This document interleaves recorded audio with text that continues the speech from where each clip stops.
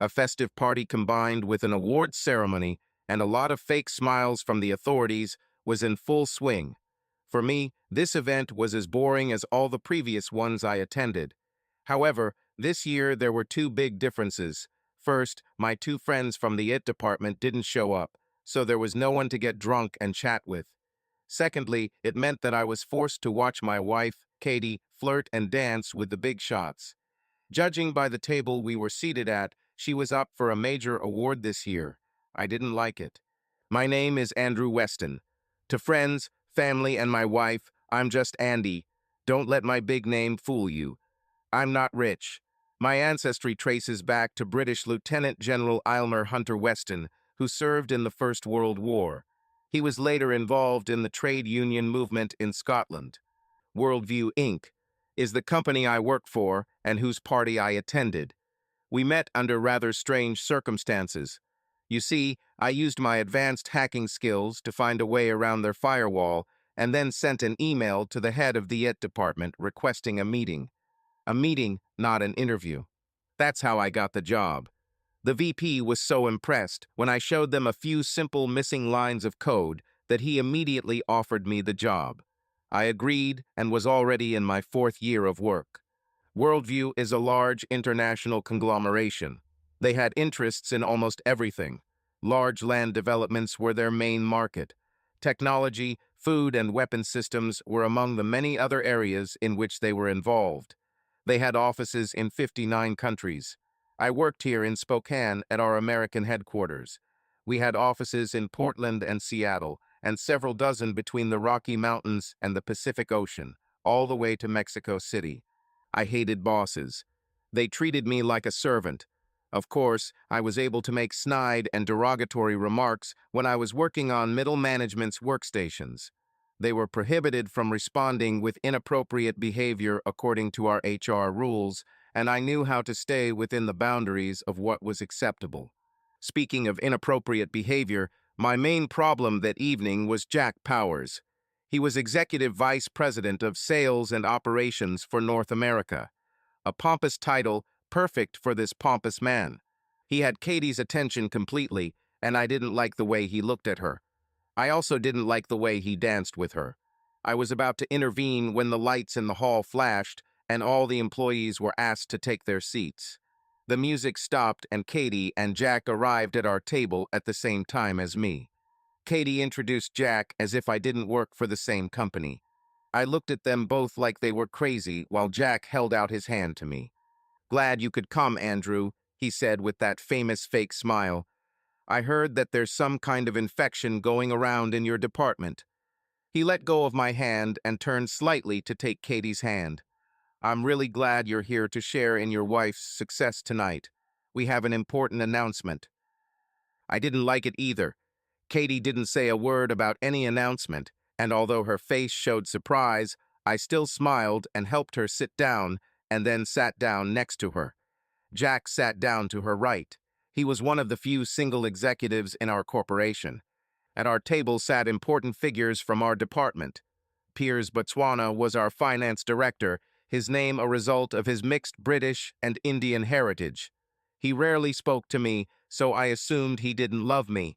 In my understanding, this meant that I didn't love him either. Claire Eastman was surely another award winner. She sat in her seat with a disgustingly all-knowing smile on her face. Her homely husband sat next to her, wiping his glasses on the tablecloth. Claire closed 3 incredible deals this year, negotiating the sale of 2 large ranches in Montana and 1 in Wyoming. One was sold to Bill Gates, and the other 2 were sold to a large Chinese multinational company. The total sales value was about $10 billion. There were rumors that people in both states associated with their cattle commissions had put a bounty on her head. And of course, there was Mortimer Biggs, CEO of Worldview Inc. He was a tall man, as tall as one could imagine.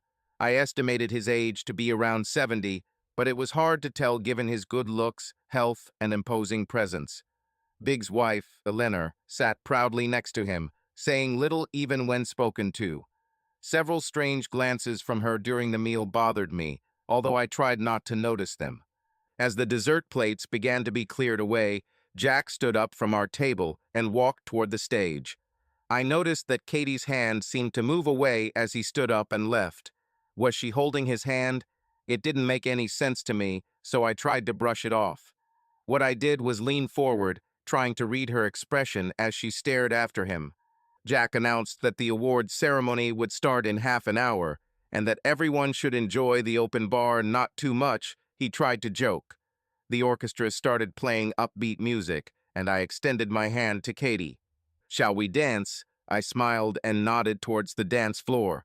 She gave me a genuine smile and stood up as I led her to dance with several other couples.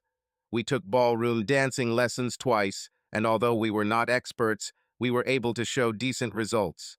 "What's the reward, Katie?" I couldn't help but ask. She looked a little confused by my question. She seemed to be choosing her words carefully.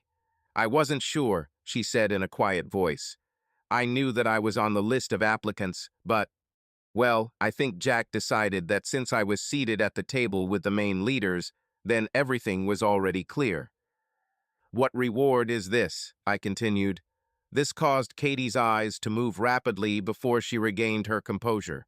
"I think it's for the Macmillan deal," she answered vaguely. "But you're his personal assistant, not in sales," I said matter-of-factly. "Not in sales." There was no answer. I began to feel uneasy, which soon turned into fear. I felt a light tap on my left shoulder and turned to see Jack smiling a little sheepishly. "It's not fair to take over Katie's time all the time, Andrew." He said it so compellingly that I almost lost my composure right there. "Can I dance with her one more time before the awards program starts?" At least he asked. He didn't do anything publicly inappropriate. No smirk on his face, no cheap phrases. Something was off from the moment we arrived, but he acted like a perfect gentleman, which got me thinking. I definitely didn't want to embarrass my wife, and I worked there too. Instead, I looked at Katie for a long time, to which she responded with a weak smile and lowered her gaze to the floor. She must have known what I was thinking. Okay, I answered Jack hesitantly, "but after the award, it will belong only to me." Realizing how stupid I sounded, I headed towards our table. Eleanor watched me again with some incomprehensible expression on her face. I decided to change my route and headed to the bar. Jack and Katie were dancing at full speed again. The 12-member band played a rousing number, and Powers spun and twirled Katie. After the song ended, he whispered something to her, and she followed him to the stage without even looking in my direction. I knew there was a problem. Katie stood at the stage next to the steps. Two other women, who might have been personal assistants or perhaps administrative assistants to the heads of our Portland and Seattle offices, stood with her. I didn't know them. Claire actually won Salesperson of the Year. She received the generous check to loud applause and said a few words thanking the people who had helped her, probably for writing and executing the paperwork for the land transactions. Other sellers across the Pacific Coast received less significant awards. Finally, Katie and the two women next to her were called to the stage. The first, an assistant from Seattle, was given the title of personal assistant to the site director. She beamed with pride. The second, from Portland, was also promoted. Her appointee, one Alan Butler, was vice president of sales and marketing there. I didn't think a kiss on the lips from Butler as she finished her little speech was appropriate, but as I looked around, I didn't see anyone else giving me a disapproving look. Jack Powers stepped up to the microphone again. "Ladies and gentlemen," he cleared his throat. "And finally, our last reward of the evening." He paused, taking my wife's hand to help her up the steps. "It is my honor and pleasure to announce the promotion of Katie Holmes Weston to Executive Personal Assistant at America's headquarters here in Spokane." He paused to let the applause break out. "Katie provided invaluable assistance to our corporation in the merger between Worldview and Ian Macmillan Limited, which will nearly double our operations in Europe and eventually worldwide. Not only did Katie keep this multi-factor merger on track, but she also caught a few small mistakes along the way, which could have derailed the merger or at least delayed it for several months. I am proud to say that Katie's attention to detail and persistence will begin in her new role reporting to me starting next week as soon as we do. We'll both be back from the final signing with Macmillan this weekend in Belize. I couldn't believe my ears. I remember thinking about it.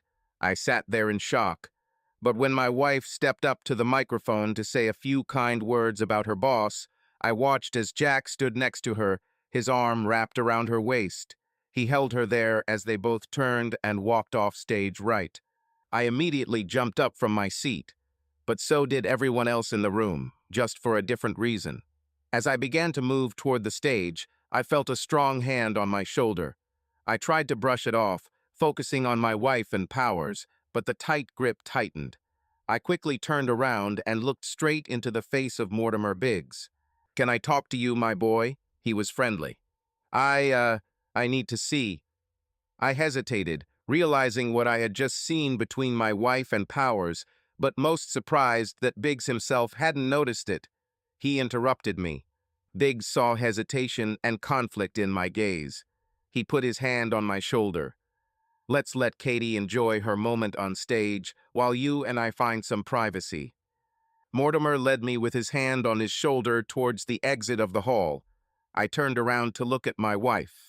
Powers was now standing a few feet away from her, while some of her colleagues were talking and probably congratulating her. Biggs removed his hand as we walked down the hallway, then he turned left into a private room. The large oval table told me that this was a conference room. As soon as I followed him in, I immediately noticed two Worldview security guards standing on either side of the door. A chill ran down my spine. "Sit down, young man." Mortimer's tone remained authoritative but friendly. He noticed that I looked left and right. "Don't pay them any attention." It's easy to tell him. "Mr. Weston," he got to the point. "You're a pretty smart guy. I remember when you got the job with us." He laughed a little. "There are probably a lot of thoughts and questions running through your head right now. Is that true?" His changed expression made it clear to me that I had been lured into a trap. Whatever important thing he had to say, I definitely wouldn't like it. I did have more than a few questions about what I saw, but also about what I just heard about the weekend in. Where was it, Belize?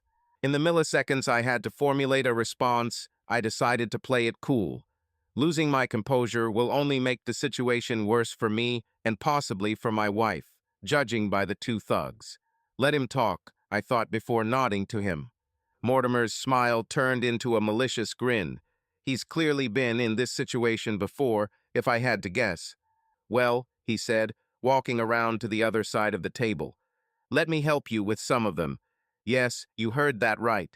Your beautiful wife will fly to Belize tonight and return Monday evening. It will be just her and Mr. Powers. Of course, they have some questions about the Macmillan deal. I'd say it'll take about an hour or two. What do you think about it, Andrew?" "I'm okay with that," I said, trying to keep my emotions under control. "If that's all, and if Katie and I can spend the weekend together, I'm all for it." I had a bad feeling about what would happen next. "Oh," Biggs laughed at me, not at me or anything else. "You disappoint me. Andrew, you won't go to Belize. It will be just Jack and Katie." He was enjoying the game, and I no longer felt the need to act cool. "Why the hell is she there alone?" I didn't shout. I said it as stoically as I could. "Or it could be the shortest promotion in Worldview's history." The grin turned into a pathetic smile. The pity was directed at me with full force. Without the guards, his face would have already been smashed. He sat on the edge of the table, looking at me from the left side. "Young man," he changed the subject, "do you know how we operate at the 10,000-foot level? We buy and trade land. We pay land developers up front and back. We build 15,000-square-foot processing plants, usually a mile or so away from this land. We do it all over the world. We grow the raw materials for our plant products and then process them locally. Then, our global marketers ensure that people's eating habits and their thinking are changed. We are completely integrated, aren't we?" "Yes, I know that well." I tried the smirk to see how he would react. "I don't see what this has to do with my wife or Belize." Oh, we're getting there, my boy. His demeanor changed again. Now it was the stern face of a leader. I'm sure as a member of our IT department, you also know that we own and move people. Take the Spokane office, for example. We've been supervising city leaders there for 8 years. When we need to get a permit quickly or have problems with Native Americans, we have people who deal with this. Now, 40 minutes east, those damn redneck conservatives in North Idaho. Well, they've been a pain in the ass for years. Last year, we moved some of our best people to the biggest cities there. They were elected to city and county offices. Advice at great cost to worldview, I can tell you. It's the same story all over the Western us. The Macmillan merger will not only increase our portfolio by another 1.4 million acres, but it will give us the power we need when these ranchers and Indians try to sabotage our efforts. Mercenary force. Does this make sense, Mortimer? I threw it out with contempt. Of course, he said. Bear with me. We're moving people from South and Central America, Africa, and the Middle East. Cheap labor, billions in profit, more resorts and entertainment areas for a select few like me across the wild frontier. This is our future. We control the majority votes in Congress. Sometimes we even control the White House. That's worldview, my boy. I didn't understand what he was leading to. So why are you telling me all this? Are you offering me a job? Some kind of twisted promotion to make me turn a blind eye while Powers sleeps with my wife? Biggs laughed again. He clearly had some experience with this speech. God forbid, Mr. Weston, by the time your wife returns, you will be unemployed. This will happen on Monday morning. I just looked at him blankly. We buy important people, but not people like you, Mr. Weston. Let me explain this in terms you can understand. Katie will work for and accompany Mr. Powers for 2 or so years. She receives a 38% raise. After this period, she will be released from working for Powers and will receive another raise, bringing her salary to almost $200,000 a year. Then, you can both start the family you had planned for. The best thing is that she will continue to earn almost $250,000 with bonuses until your youngest child is in 3rd grade. She will be working remotely around 10 or so hours a week. Your family will be very well provided for. Of course, you will have to accept that your wife will satisfy Jack Powers during this time. She is perfect for the job, and we reward excellence. In a sense, our research about you shows that you are the kind of person who can participate in the game, which sees the big picture. Mr. Weston, you will not want to refute our research. Is that a threat, you fat bastard? I couldn't resist. I jumped straight out of my chair and Mortimer didn't blink. He just looked over my shoulder. Remembering who he was looking at, I paused for a moment. I quickly found myself in a painful grip on the neck. They took me back to my place and threw me hard. That's it, my boy, Biggs said happily. Show some courage and aggression. Fight for your woman. He came closer to the table. Right now, your personnel file shows a completely different person than yesterday. You have become a nightmare for HR, mainly due to your jealousy over your wife's success.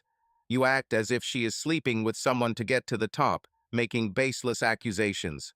Your file now has a full psychological report from a licensed psychologist we paid for you. You have bipolar disorder with psychotic and obsessive tendencies. Since everyone in management is aware of your problems, we were prepared to promote Katie tonight. That's why I took you away. That's why we're here now. You've officially become too much of a risk to keep. He leaned closer as the guards held me. Listen to me, you little shit. The people I hang out with control entire governments of countries. I spend holidays with my wife, drinking tea with some of the most powerful people in the world. I made Mitt Romney a two-handed golfer. I could kill you right now, and no other person would ever know that you existed an orphan. And Katie, I asked plaintively, but I should have known. She knows and agrees with this. Of course she agrees, you idiot. If Mortimer pretended, he did it brilliantly. She does the hard work while you sit at home, writing code for video games or browsing sex sites, waiting for her to return. They will not have 24/7 sex in sex marathons, as your small brain will imagine. We have much more important things to do. They will spend most of their time making me and the board more money. You have my word that nothing will happen to her. He changed direction. She will return home on Monday evening, just like a normal workday. Moreover, you don't have to worry about illness, pregnancy, or any other troubles. She will be treated with respect, just like you. Respect, I said indifferently. You don't seem to understand the meaning of this word. On the contrary, he replied, we understand completely. You will be expected to continue to live with Katie as before. Love, appreciate, trust, respect, and of course, respect. He stood up and returned to where he was before. And don't you dare doubt for a moment this woman's love for you. I have had at least 200 other women in her position. Katie was one of the most difficult tasks. He seemed upset by this. She threatened, tried to bargain, even tried to negotiate with us. With me, usually Jack can handle it on his own. I am more than impressed with this young lady. If I wanted, I would take her away from you and make her one of us. But that's not what she wants. For some reason, she wants a boring, ordinary life with a nobody like you. So, you will be part of this, he spat angrily, turning to me. You have no one you can turn to, nowhere to go. If you do anything wrong in these 2 years, I'll know about it. If you treat her like crap, you'll let your fragile ego get in the way.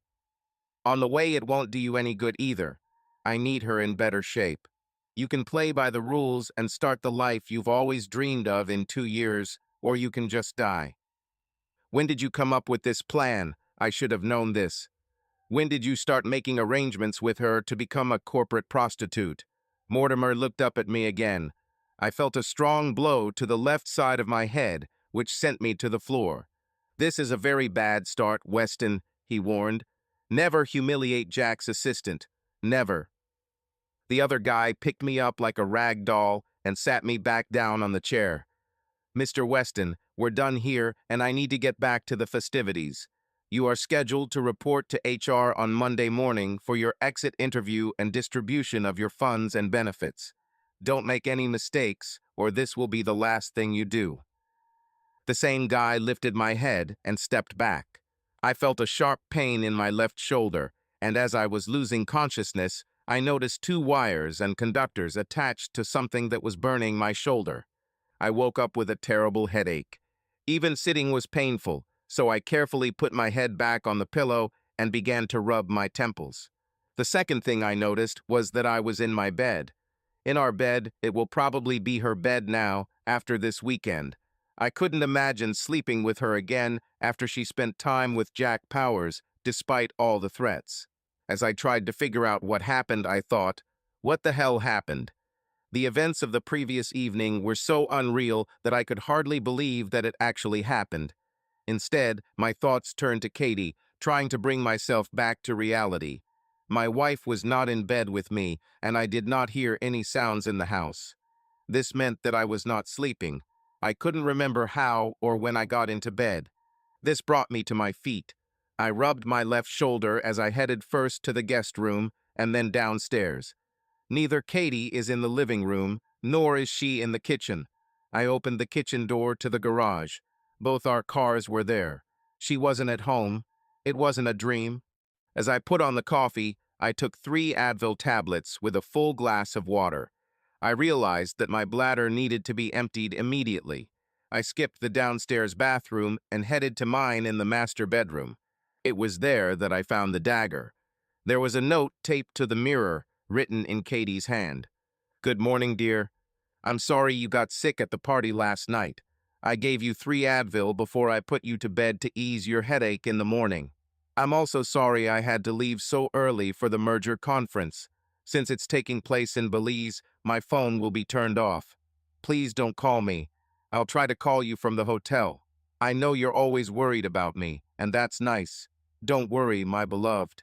Everything will be fine, and I will see you on Monday evening. Rest and get better. I love you, Mr. Weston. Katie. That's it.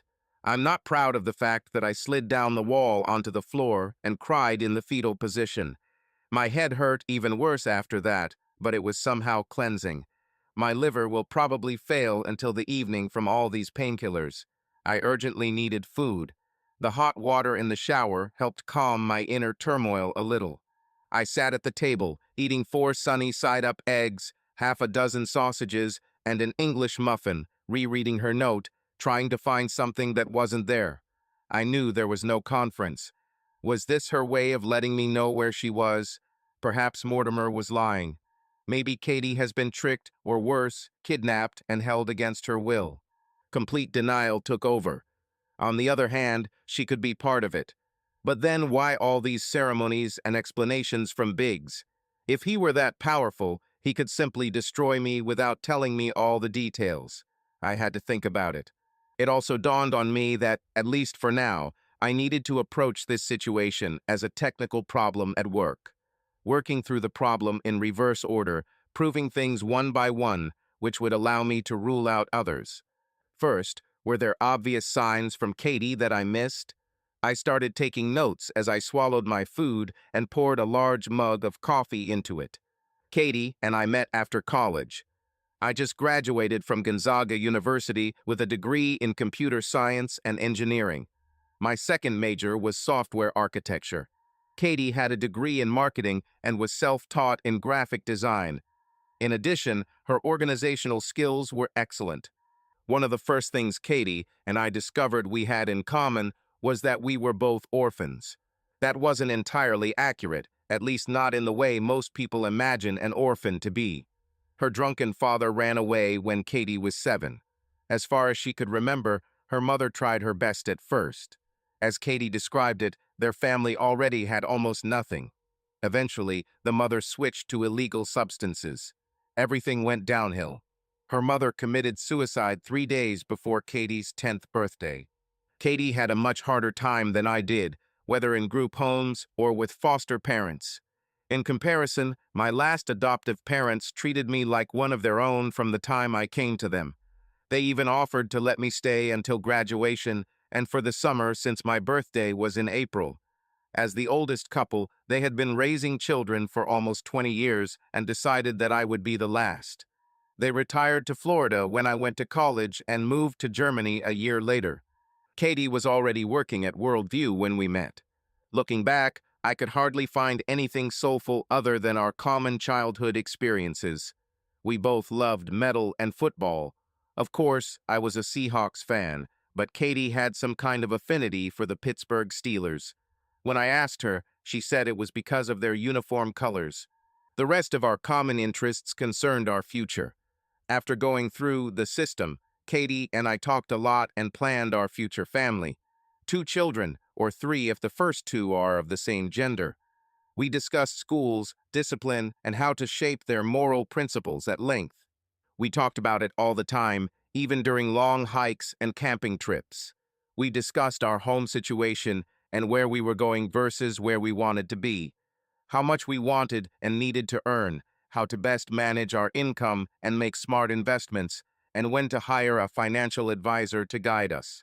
I am sure that most of this was dictated by our strong desire to break the vicious cycle. Of course, these conversations often turned into serious discussions of marriage and fidelity, especially fidelity, trust, and respect. It struck me that if Biggs and his pals had dug a little deeper, Katie and I would probably have checked all, if not most, of their boxes.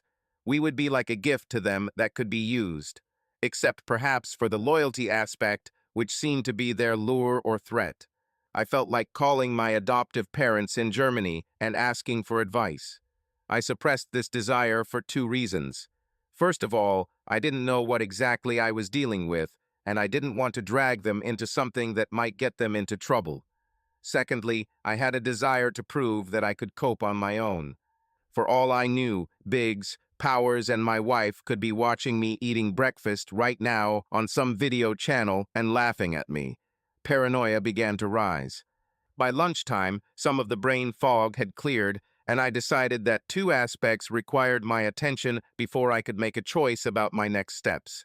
First, without getting ahead of myself, I had to find out whether Katie was a willing participant.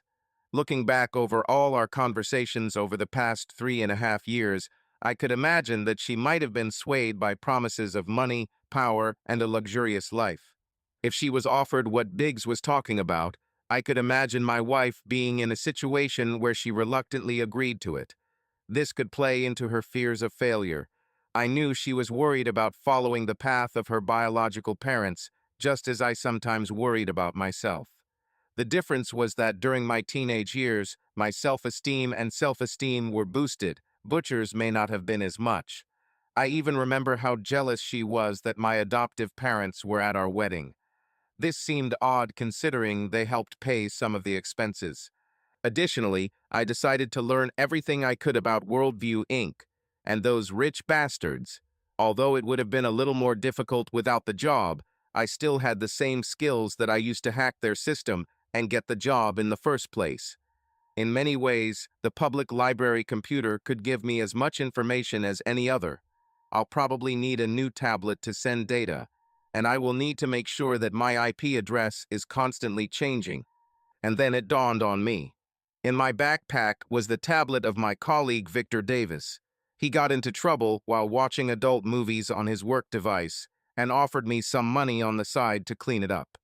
This could be useful, especially if I needed to introduce phishing or spyware into the Worldview system. It would also provide an easy workaround that would be difficult to track down. Katie texted me on Sunday morning. I didn't hear anything from her on Saturday. Hello, dear. The merger went without problems. Our resort is right on the ocean, and the accommodations are excellent. It's so beautiful here. I'm having a great time. Then I received another message just a few minutes later. I hope you feel better. I miss you a lot. See you on Monday. My first thought was of uncontrollable rage. Is this damn bitch making fun of me by talking about her affair? What else could this mean? But the more I calmed down, the more I saw it differently. The message sounded as antiseptic as her note, and not at all like how she usually spoke or wrote.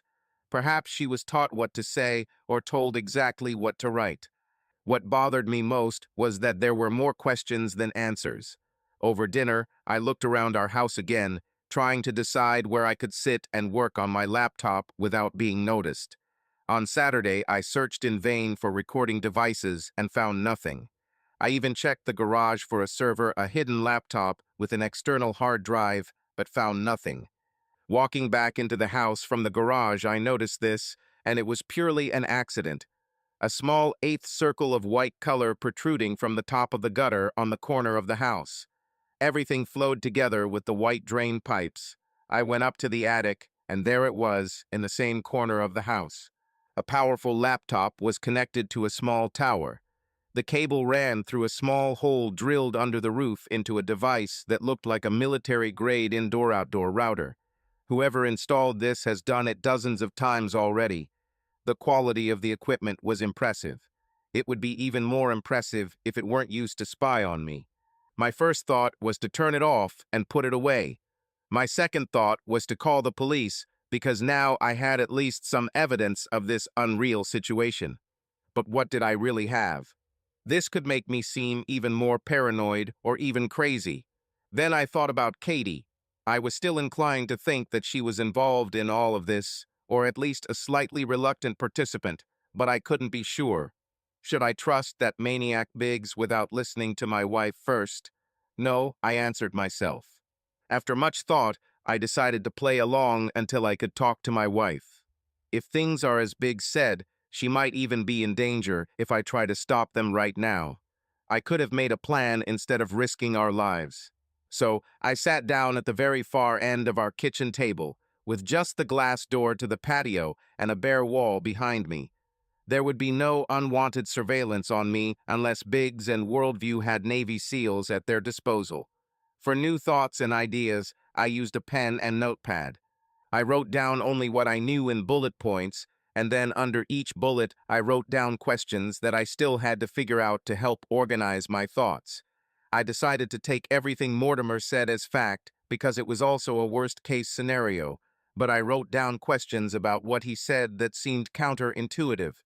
For example, it seemed unlikely that Biggs would be so eager to reveal some of his secrets if he was part of some powerful world group, unless he was so powerful that he didn't care what he said. Of course, he didn't need to strengthen his position or convince me. But on the other hand, perhaps it was necessary. People like him, as he presented himself, could easily grab me and throw my body in some distant corner. The most important thing is to find out whose side Katie was on. I then wrote the word side. This isn't exactly what I needed to find out. Katie could only be on her own side for all I knew. She may also have supported Biggs and Powers because she mistakenly believed it was the best option for our future. She would quickly realize how wrong she was if that were the case. This led me back to Victor and his tablet. I quickly installed a Trojan that would give me access to my accounts and attached it to an email with instructions to restart the system. As soon as Victor follows the instructions, I can gain access and begin searching for old and forgotten accounts in order to slowly withdraw money from them. I will also contact a former employee to gain access to other useful electronic information. Finally, I sent Victor a message to come and pick up his equipment. It started with one drink to calm my nerves. I told myself to be careful before I even started. However, one led to two, and two to four. It was damn good whiskey, the kind that makes you feel sorry for yourself. At some point, I decided to test some theories surrounding surveillance devices in the attic. I've been careful all day. I worked on the tablet for a bit, then did some housework. Then I sat back down at my iPad and continued my search, then pretended to look for something to do, trying to appear lost. I wanted to look defeated if someone was actually watching me. I had to turn on the TV and watch a hockey game or some mindless sitcom. Instead, I seethed and exploded. At one point, I threw an empty bottle at the living room wall. She almost hit the large framed wedding photo above the fireplace. Then I started pacing back and forth across the room, trying to control my rage. I found a bottle of Jameson in the kitchen cabinet, left over from a long-forgotten party with the neighbors. 3 fingers of this liquor led me into our bedroom, where I began going through Katie's dresser drawers. I returned to the living room with a handful of her panties and underwear that I had bought for her during our time together. The gas fireplace caught fire, and I didn't even wait for it to heat up, just throwing my clothes on the fake wood. After another strong drink, I went into our shared office and opened the safe. I found our marriage certificate and remembered that my Sig Sauer 9mm pistol was there too, but didn't see the need for it at that moment. Returning to the fireplace, I debated whether to throw the document into the fire. This is not entirely accurate. I was struggling with an internal conflict, with an equal force of voices in my head telling me what to do. In the end, the document was left on the kitchen table with Jameson. I found my axe in the garage. Walking back to our bedroom, I looked around at the furniture. The bed could not resist the axe. I would have continued the destruction if I hadn't been so out of breath. The axe now needed a good sharpening before I could use it again. Another glass of whiskey and a beer cooler led me to my favorite chair, where I soon passed out. The morning was even worse than Saturday when I woke up. I had a severe hangover and disorientation. The clock showed 12:30. I remembered that an email I found over the weekend put me in an interview with HR at 1 p.m. To hell with it. Let them wait. I showed up at the office at 1:35 with my head held high. I waved and smiled at several of my colleagues on the way to the pit, as we all called it. Mr. Walker took much longer than I expected, with paperwork and endless explanations. Rolling over my 401k to an era. It didn't matter much since I didn't save much. Cobra insurance. Endless forms. I was sure that someone was taking pleasure in my suffering. It was already past 4 when we finished. I want to see what you have in my personnel file, I demanded. Sorry, Mr. Weston, Walker replied. I can't show it to you while it's being completed. I am legally required to send you copies of all this afternoon. I need to pick up some personal items from my office, I stated with the same firmness. Your wife has already taken care of this, sir. He answered quickly, so that means Katie is already back. Suddenly, I realized another reason why the dismissal process took the whole day. My suspicions were confirmed when I pulled up to my house and saw a Porsche Carrera parked in my driveway. The hood was still warm when I approached the front door. I took a deep breath and went inside. Jack and Katie sat on the sofa, my sofa next to each other, but not close enough to touch. As soon as I entered, Jack rose to his feet. Katie just sat there until he asked her to stand up too.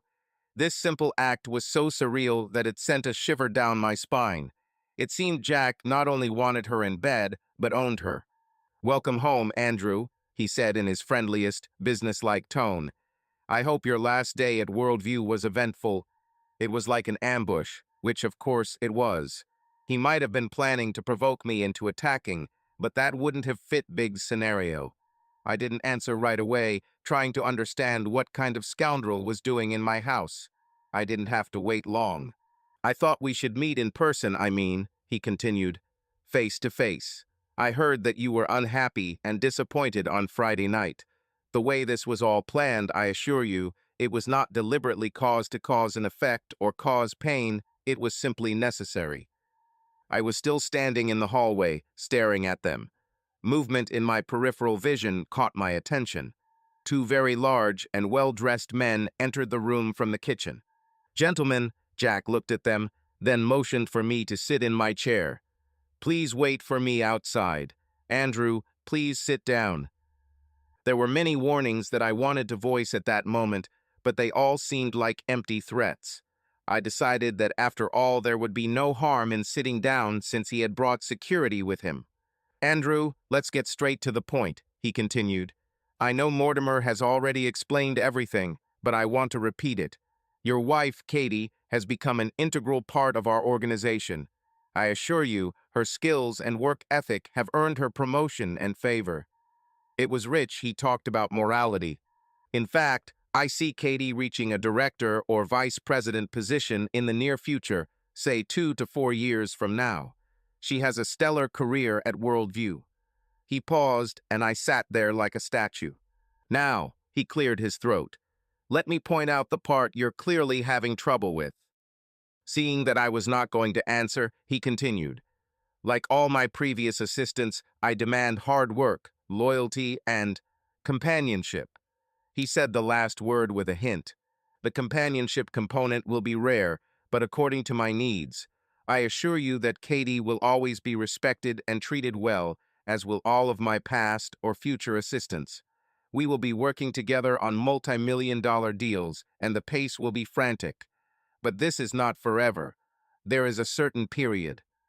Now he continued, "You won't get the same treatment. It's sad, but these are my needs. I'm not trying to be your friend. Your only gain will be financial, through Katie's salary, but you should know a few other things that can help you." He paused again, apparently waiting for a reaction.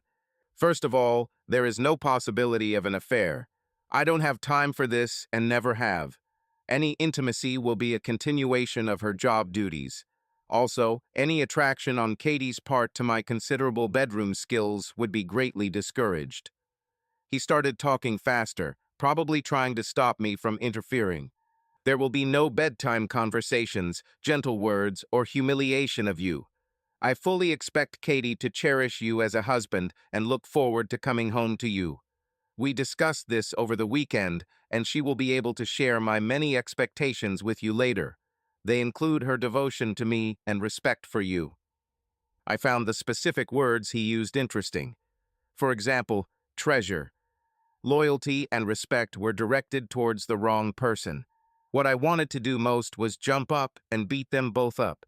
"There will be no other partners for your wife but me," he smiled and seemed to be finishing his speech. "No comparisons or dirty talk." Jack folded his hands and leaned forward. "We take what we want, yes," he said, "but we are not heartless. Look, Mortimer can be very rude. He had to fight for everything he got in life. I'm more pragmatic. I strive to understand a person who is forced to accept our world as it is." He fell silent again. I'm already tired of his arrogant chatter. "You speak well, Jack," I snorted, much to Katie's displeasure. "Is it true? But I call this complete nonsense. I'm not a failure, but I lost my job and my wife in a very short time. These things were taken from me by a couple of narcissistic assholes. I've already shown Katie what I think about her decisions." A smile appeared on Power's face instantly. Now your wife earns enough to buy any underwear she wants. Since you burned the ones that were special to both of you, whatever she buys over the next 2 years, she will share with both of us. Fuck you, you bastard, I screamed through clenched teeth. You better pray that I never. That's it, he grinned smugly. Let it all out of you. Go ahead, threaten me, threaten everyone. Throw things or maybe attack me. The first blow is free, but then my guys will kill you. You aren't the first husband foolish enough to make his wife a widow. I felt like I had been outplayed and was one step behind. With his 2 men on my porch, there was no time for heroism. I just sat there, glaring at him, knowing it wasn't enough. Jack sensed my despair. Listen, Andrew, he pretended to sympathize. I would be disappointed if you acted like a wuss. Watching you on Worldview, I noticed that you are a man who doesn't take crap. Honestly, it strokes my ego knowing what you will feel and think when Katie will be with me, even when we're just working. It breeds respect in people like me. I promise you that while I will enjoy my time with your wife, I will not speak ill of you, not to her, not to anyone. Or else. You need to be a smart person, a winner to understand when you have been beaten, to be able to put aside your pride and admit that you are not the biggest bear. Now, 2 last things. I hoped he was telling the truth. Katie is coming with me for 5 days during New Year's week. You'll have her for Christmas. I suggest you treat her like your favorite wife, because if I hear otherwise, well, New Year's is on Saturday, and she'll be home on Sunday evening. Jack, I fucking. One last thing, he interrupted me. Don't thank me for the renovations. Actions have consequences always. I confiscated your collection of sports memorabilia to cover the cost of installing new bedroom furniture and repairing the wall. He pointed over my fireplace, and sure enough, there was no damage. I jumped to my feet. Every fiber of Jack's being said he wanted me to attack. Despite his long talk about respect, he wanted me to make a mistake. I fled to the basement where I kept my collection. My entire small exhibition, which honestly wasn't much of a show, was gone. I wasn't much of an expert, but collecting signed balls and jerseys took a long time. I stood there, holding back extreme anger. I wouldn't give in to provocation, but I promised myself then and there that Jack, Mortimer, and everyone else would pay. If this takes my whole life, they will pay dearly. As I walked up the stairs, I heard Jack and his companions driving away. I glanced towards the kitchen, and my eyes met Katie's, who was just standing at the sink, frozen. My gaze seemed to take a little time for her to register. Without any love or affection, I looked at her with contempt. It finally dawned on her, and she bit back a sob as a few large tears rolled down her cheeks. "Did you like it?" I asked with venom. "Oh, Andrew," she whispered. "I think it was at least as good as your weekend of betrayal," I added. I don't. She stopped mid-sentence when I leaned forward and spat at her. Everything about her expression, and perhaps her thoughts, stood still, as if she had just emerged from the wreckage of a plane crash. "This is not going to end well," I continued my tirade. "For you, and when I'm done with these bastards." Katie changed in an instant. "We need to talk about this." The tone was incomprehensible, even disguised, as her eyes began to dart around the room and her arms waved in different directions at the walls. Damn, I thought, I forgot about surveillance. "I need to get out of here," I told her, suddenly giving in. "I can't stand the sight of you." I grabbed my coat and keys and ran out the door. Morty's had the best pub food in town, but the name made me drive a little further to Caddyshack. I ordered a Jameson and an IPA for appetizers, as well as a 12-inch pizza. Not even 7 minutes had passed before I sat down, and of course, before I could even gather my thoughts, Katie walked in and headed straight to my desk. I was about to attack, but I no longer had the strength to fight. "You can't even respect my desire for some peace and quiet," I said, shaking my head. It wasn't a question. The waiter returned and asked what she wanted to drink. Ignoring my comment, she asked the waiter to move us to a single table in the corner. After we were transferred, Katie looked into my eyes. "Can we talk now?" she asked. I've seen that look and heard that tone before. It's strange, when I loved her, it never really bothered me. Without answering, I just stared at her, challenging her to move on. Katie's gaze softened. "Sorry," she stated. "I don't want to fight. I tried to tell him at home that I didn't have sex with him, Andy." I leaned forward, whispering, almost growling. "Bullshit, Katie. I don't believe you." "Oh, it wasn't because I was valiant or gallant," she shouted back. "I didn't resist, I didn't fight, I didn't knock him out. He just said he wanted to get to know his new assistant better." Katie paused and took a deep breath before letting out a sigh. I realized what was going on. I found out about it right before the banquet, probably the same way you did when you talked to Mr. Biggs. Yes, I knew that he would take you aside, and I also knew that our lives would change forever. Katie paused a few times, perhaps for her own good or mine. "I was scared to death when you didn't come back to the party. I told them earlier that you wouldn't accept what they were offering, but they laughed at me. Jack told me later, when the party was ending, that you were taken home. He made me write you a note from his script and gave it to one of his guards. He spent most of the weekend trying to calm me down, telling me that everything would be okay, that we'd both be okay once we understood our options. On the way back, he made it clear that you were fired for everyone's sake." My wife seemed sincere, but there was no way to not hold her accountable for her role in this. "Okay," I said, "so you haven't slept with him yet, but you're going to. As far as I know, you've already done it, and now you're lying. Maybe not even until Friday. At best, I think that's what you wanted and planned it with them. Tell me the damn truth right now." "I never wanted this," she said without hesitation and again with a sincerity that I knew well. "At least that's what I thought." "Then I plan to fight them," I announced. "I don't know how yet, but you are my wife, and I will fight for both of us. If I find out that you are lying, I will come after you with the same fury." She took my hand tightly. "Please don't," she almost begged. This startled me, and I pulled my hand back. "You don't know these people like I do. Yes, you worked there. Sure, you might have some vague ideas, but not all of them. Hell, even I don't know what they're capable of." For the first time, it seemed like Katie wanted to get angry. I angered her with my comment, but she pulled herself together again and regained her calm. "Here's the thing," she said more quietly. "They play with people's lives. They take what they want and crush everyone who stands in their way, and it doesn't cost them anything." "So you're saying I should just suck it up and do nothing?" I asked in disbelief. "It can and will work for you. Going to romantic, exotic places, getting pleasure from rich and powerful men. To hell with it. They take everything from me.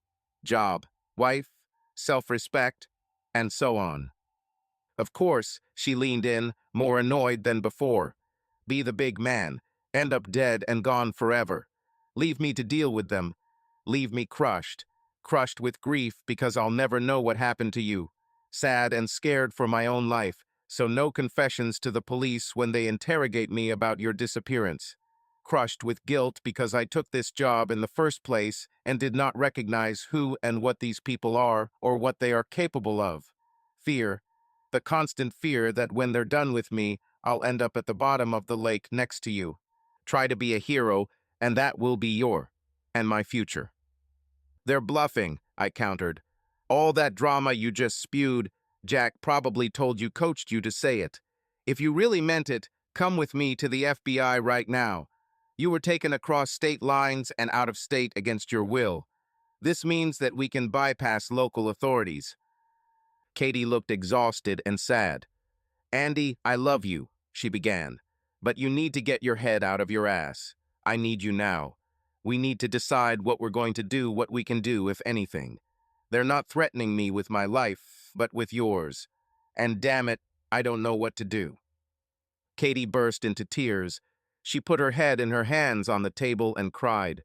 I walked to the other side of the table to calm her down since we had attracted the attention of others. Calm down, I tried to calm her down. "Calm down, Katie. Okay, let's talk." When Katie raised her head, her expression and behavior changed. The worry and fear disappeared, replaced by a pitying look. "Andy," she said softly, "they changed your file at work. It states that you are an overly jealous husband, mentally unstable. They portray themselves as patient employers who play by the rules, provide you with professional help to solve your problems, and then pay for it." I wanted to say something, but she interrupted me. "Tell me, what did you do last night when you lost your temper?" Okay, I thought. We were going to find out if my theory that the house was under surveillance was correct.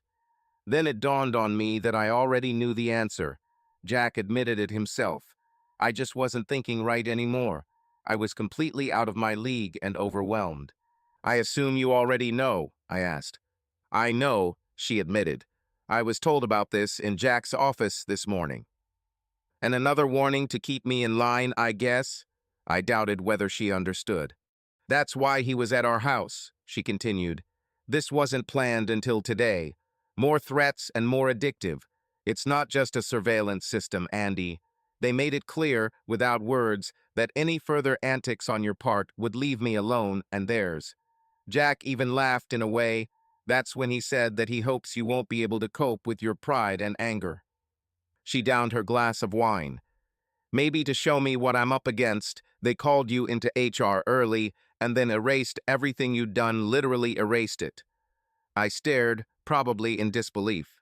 "Take out your phone if you don't believe me," she said. "Look at our checking account where your paycheck goes." I didn't check because I didn't want any more bad news. "They replaced all our bedroom furniture," she continued, clearly angry with them. "They fixed the wall. Some woman I'd never seen before rang the doorbell, handed me packages from 4 different stores without a word, and left. Inside were several pairs of underwear, which I later found out you burned." The terrifying thing was that almost everything was replaced exactly. What this woman brought would probably exceed what I could replace from memory and inventory in a month. They were able to access our bank account in 4 hours, repaired all the damage you caused, and made us pay for it. I took out my phone and opened the banking app. She was right. They even transferred money from a savings account to a checking account to restore the balance. "And my collection of sports memorabilia?" I asked sarcastically. "I'd say it's a lesson or a warning not to piss them off again." She was honest but unrepentant. At a loss for words, I began to think. She filled the pause. "I don't think the FBI can help us. I can't trust them." "Okay," I said sarcastically. "What do you think we should do?" "You won't like this," she warned. "Still want to hear?" I nodded slowly. "I think we should play by their rules." She raised her hand when she saw that I was about to object. I said play, not agree. I don't see any other option, and I haven't thought about much else since the banquet. "That's what I think," she continued. "You know their systems and security. You've already hacked them once, and you were one of the people responsible for keeping the world outside. I'll be working closely with Jack. And Ben," she stopped, noticing my reaction to the name Jack. Then she realized that I was more worried about Ben. "No, darling," she consoled. "Never with Ben. I told Jack I wouldn't do it, and he laughed and said he wanted me. He wanted it to be exclusive to him and me." My anger rose again, but I tried to suppress it as best I could. Anyway, she desperately wanted to change the subject. "If I can find something, anything illegal or anything else that we can use against them that you can isolate and we can prove." "They're already doing something illegal," I told her. "Kidnapping you and forcing you to be company." She winced as I fell silent. There was no point in continuing to humiliate her. My dismissal for slander was also a crime, probably a serious one. It seems they covered that up too.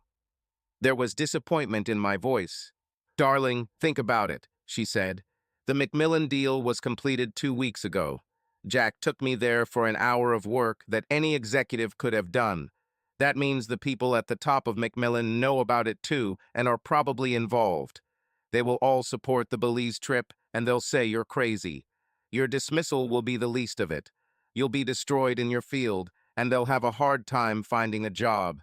They might use what you did this weekend in the house against you too." She was right, and I still wasn't thinking clearly. Katie beat me to it, but was it Jack's fault? I felt depressed and suddenly became depressed. "Come home with me, Andy," she begged, holding out her hand.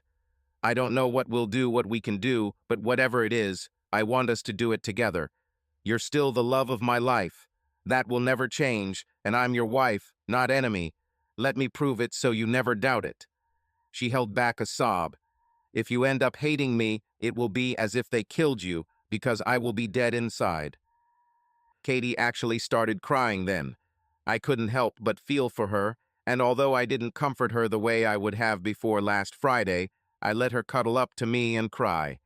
The strangest thing was that she seemed sincere. This didn't fit my theory and gave me pause. Finally, she looked into my eyes. "We can get through this," she said softly. "For some reason, they have rules like this 2-year limit.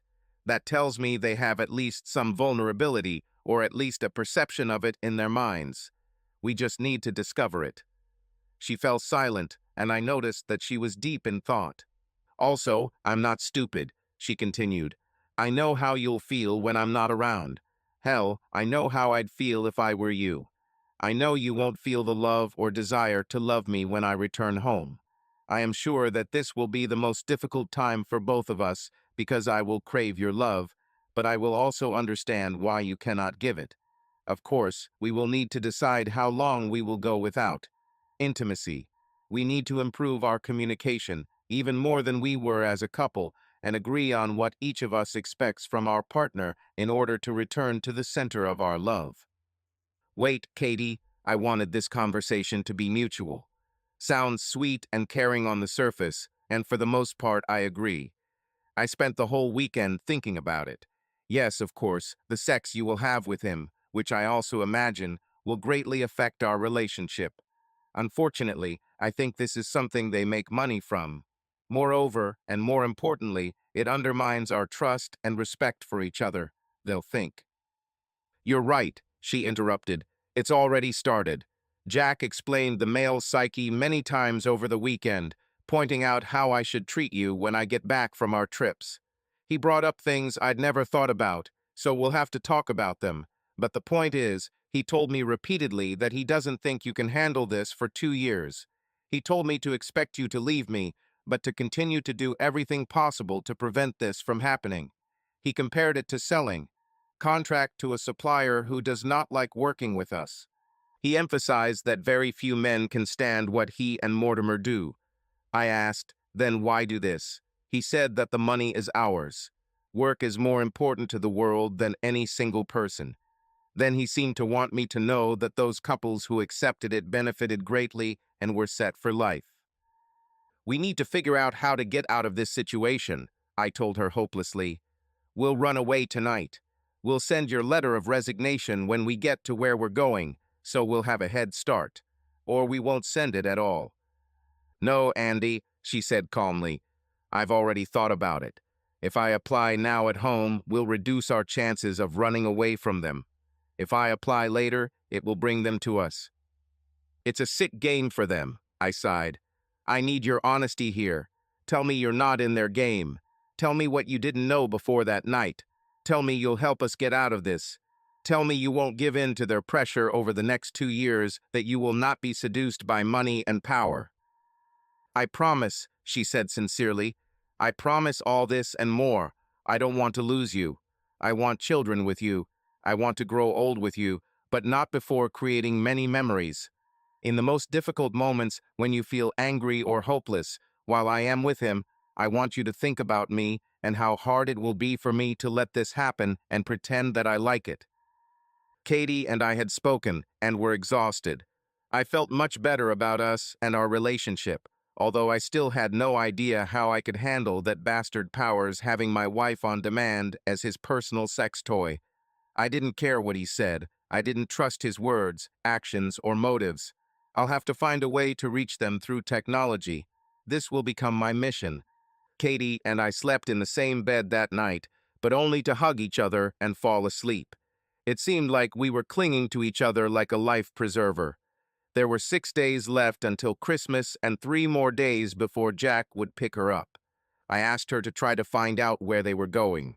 This was the first crack in the fragile fabric of our trust. Kathy was afraid that I would try to follow them and do something that could get us both into big trouble or maybe even death. Luckily, the argument was minor, and I told her I just wanted to know where she was in case something happened anything. We gave each other a lot of freedom, understanding that we were under a lot of stress. My wife did her best to keep my spirits up over the Christmas weekend. We both had already bought gifts for each other before the Worldview party. What happened on Christmas Eve was unexpected. Katie came into our bathroom while I was showering and opened the door. "Hurry up, slow one," she teased. "We have plans." It turned out that Katie had booked us into one of our favorite places, an Indian casino in Montana, for Christmas Eve and Christmas Day. We spent the whole day on the road, stopping often to take amazing photos of snow-covered pine trees or just play in the snow. She had gifts wrapped in her trunk, and after a great steak dinner and a bottle of wine at the casino restaurant, we returned to our room and exchanged them. I felt more connected to my wife than any other day since that damn party. This led to a wonderful night of passionate love. She did her best to reassure me of her loyalty and love, and I enjoyed it. We'd lie there catching our breath, and then one of us would look at the other, and the game would start again. Finally, she fell asleep with her head on my chest. Only an hour later, I woke up. I have this thing where I can feel when someone is looking at me, even in my sleep. "I love you, Andy," she said sincerely. There was something in her hands, and I knew what it was. I counted the gifts when we went up to the room after check-in, so I knew she had missed one. She saw me looking at it and handed it to me. "I bought this for you," she said as I unfolded the paper, "because I thought it might help us." Inside was a leather journal, larger than most I've ever seen on store shelves. I looked at her questioningly. "I hope so," she said hesitantly, not wanting to ruin our night. "That when I'm gone, you can write down your feelings here, and we can talk about them when I get back. I don't know how much that will help, but I need to know what you're feeling and what you're thinking so I can stay motivated. On you, I want our communication to remain open. I will always tell you everything you want to know." Tears welled up in my eyes. So many things could have caused them, but I knew we were in a shitty situation and there was nothing I could do about it. Even in my desperate situation, I prayed that we would survive what awaited us. The next day, we went to the spa she had booked after breakfast and then just mindlessly played the slot machines. It was a welcome distraction while I thought about the inevitable upcoming business trip. The 3 days after we returned home were dark and uneventful. We were both lost in our shared nightmare. I could tell Jack's warning to Katie was bothering her greatly. She was not a man and did not fully understand a man's pride and ego, that is, his self-respect, but I could tell that she wondered how I would cope under such pressure. 3 days later, I was taking her to the airport. Jack at least kept one small promise by not coming for her himself. Perhaps he was just being cautious in case I came up with something they hadn't considered, like when I hacked their system to get the job.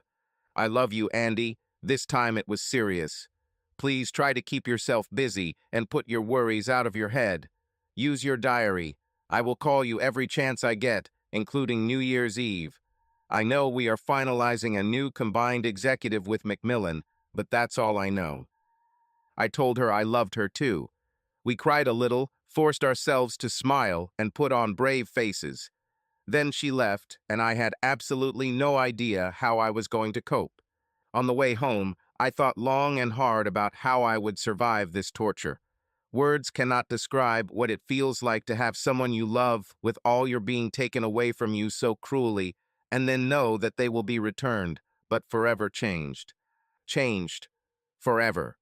On the last night we spent in bed together, I asked her to promise me a few things. "Be honest with me, Katie," I said softly as her head rested on my chest. "If you enjoy sex with him." Her eyes met mine. "When you get home, I need your honesty, Katie."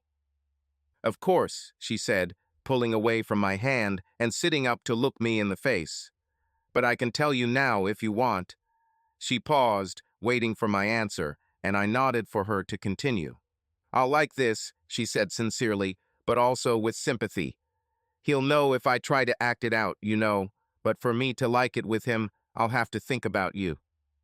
I think my expression softened because she continued, "I will think of you, my love, as if our lives, both mine and yours, depended on it." I spent my first night alone the same way I did that weekend when I first learned about our nightmare. I got drunk. I had no intention of sinking into a depressive vortex of self-pity. I'll only allow myself one night. However, the next morning something changed in me. Maybe it was a defensive reaction or some kind of divine intervention. I don't know, but I got up, took a quick shower, like on a workday, and took 3 ibuprofens with breakfast. While I ate, I had a few moments of clarity. The first was that despite all the explanations, I really didn't know anything about what was happening. It finally dawned on me that I was emotionally manipulated, that Powers and Biggs were planning and counting on it. Of course, I could just trust my wife and these bastards, but what would that lead to? If they could punish me, even destroy me, then I had no reason to believe them. I needed to delve deeper into this matter, even at the risk of getting caught. I had to learn everything I could about worldview, Mortimer, and Powers. Even though I wanted to believe Katie, I needed to prove it. Moreover, I needed to study Macmillan. A merger could be the key to everything, or at least give me leverage. I used a backdoor that I created in the system, and then created another backdoor that was easier to see but not as easy to track. I would use the third loophole to start withdrawing money little by little. I opened an offshore account, nothing too fancy. It could be one of their own offshore accounts if it weren't hidden behind a financial dashboard. That day, I learned that they had hundreds of accounts. Finally, I created redundancy in the original loophole pointing to my colleague. I doubted this decision for a long time and went for a long run before returning home and entering the last set of codes. It went against every moral fiber I had to blame and possibly harm a man I knew who had done nothing wrong other than giving me his tablet to fix. But it was a war, and everything was fair, as I decided. The next day, feeling like I was doing something, I took the money. After about 2 hours of digging, I found a gold mine. The account, at first glance, appeared to be used for compounding interest and dividends. Money came in and went out. The withdrawals looked like travel expenses. There were withdrawals for room and board, probably for top-tier suppliers or clients.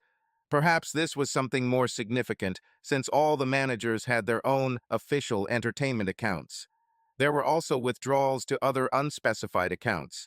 The account contained just over $350,000. I checked this account several times throughout the day and was pleased to see that the amounts changed every few hours, ranging from $6 to $193. This meant that the account was not real money, but simply an algorithm designed to calculate daily interest and dividends based on the stock market. After observing activity for most of the day, I set up automatic withdrawals every 3 days, randomly ranging from $100 to $2,900. I based these numbers on average withdrawals to avoid raising suspicion. It would require further work, painstaking work, to rummage around for personal emails or anything illegal, even with a rotating IP address. Unlike the first time, I was more optimistic when Katie returned. We agreed not to force each other into sex until I felt comfortable or she did. We had a slow new year given the circumstances. The next day, a surprise awaited me. When Katie returned home, she wanted me to hug her. She didn't say it, but I saw it in her eyes clearly. I hugged her tightly on our couch, and she cried for half an hour. The other part of our agreement was not to put pressure on each other. Of course, we sometimes had to gently push each other, but with respect. We spent the rest of the day better than I expected, but the next day Katie seemed cold, even indifferent. Maybe it was a feeling of guilt. I tried to let her know that I was always there so she could talk it out, but it still took about 15 days for her to return to some semblance of normality.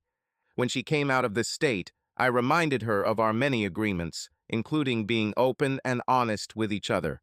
She thanked me, but also reminded me that I should use the journal as a way to release my emotions.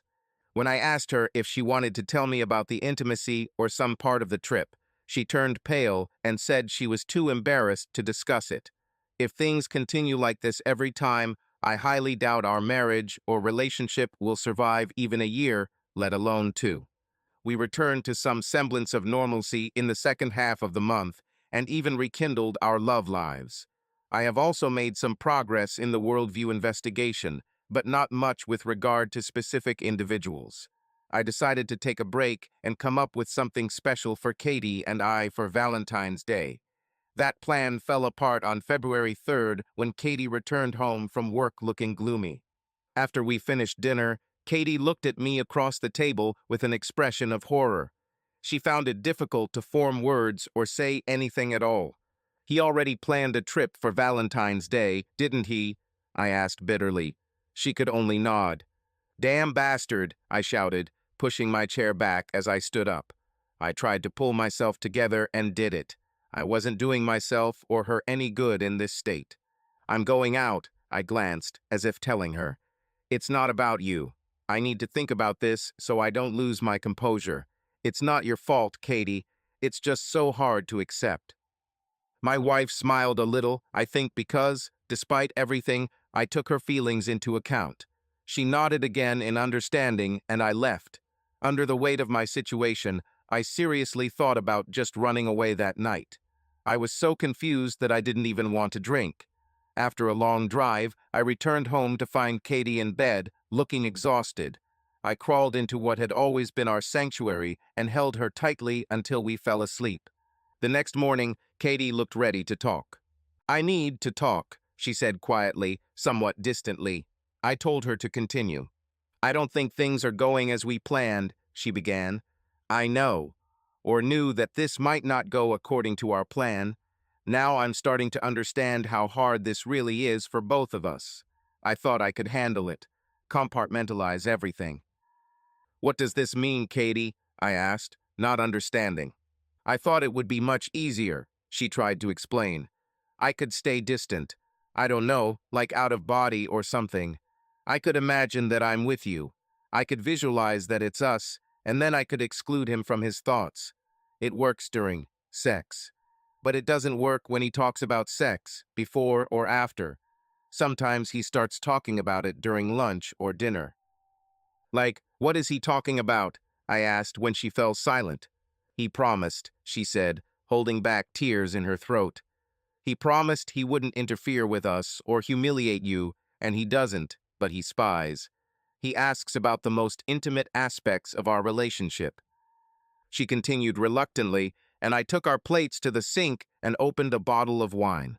Placing a larger than usual glass of wine in front of her, I continued asking questions. What exactly are the things he wants to know?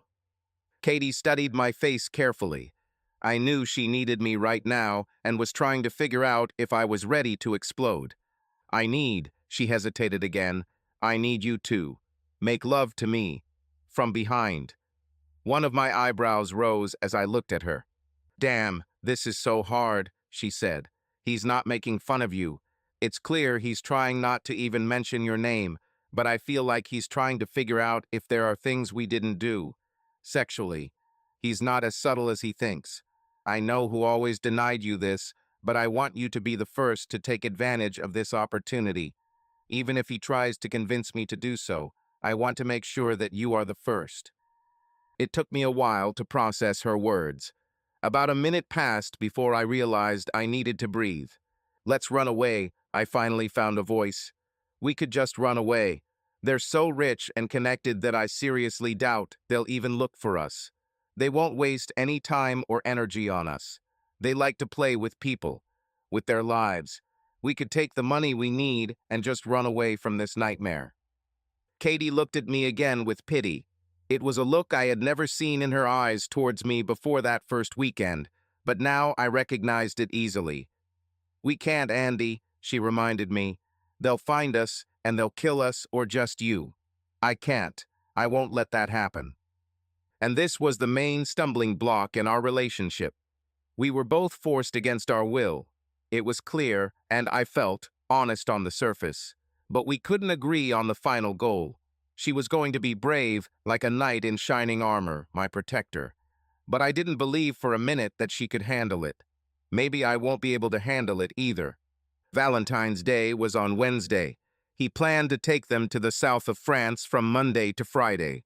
Over the weekend, I was supportive, but also asked her to run away with me twice. She gave the same answer. It was another business deal, of course. I tried again on Sunday before her flight. Tell him you'll meet him at the airport, I almost begged. We'll pay cash for the tickets, make sure we're in a different terminal. We'll catch them off guard, give them a head start. Katie disagreed. I love you, Andy, she told me. You know we can't, and you know why. Please be strong for both of us, and I will do the same. I wasn't strong. I was vindictive and angry. I kept myself under control every evening when she called, trying to sound convincing on the phone. I found it difficult to concentrate on my task investigating worldview. I told myself not to feel sorry for myself or wallow in self-pity, but that was easier said than done. I knew my thoughts and emotions were all over the place, but it was hard to control myself. I spent Valentine's Day reading articles about marital exchange and a few others about cuckoldism. I quickly realized that I would never be like those men who get pleasure from such things. The feelings of those who participated in this against their will were much closer to mine. That night I couldn't sleep. I tried to reduce the problem to its simplest form. Yes, I felt worthless, and it was easy to admit it to myself. No, it wasn't just about comparing the sex that the bastard had with my wife. It was more about what he had over me and what he didn't have. This curious finding led to another round of thought. I tried to approach the problem from both sides. Why could Powers, or any other wife-stealer, easily sleep with a woman the very next day after she was with her husband? Maybe even on the same day, a few hours later. How could he even desire her at this moment? Why, when she returned to her normal life, did her husband begin to see her as unclean? Some of the things I read went as far as saying disgusting and disgusting from my husband's point of view. Was it strictly a physical aspect or more to do with broken marriage vows? I took a lot of notes. I decided that this was not about me. I could see it for what it was, something akin to violence, to be honest with myself, even if she was getting something out of it.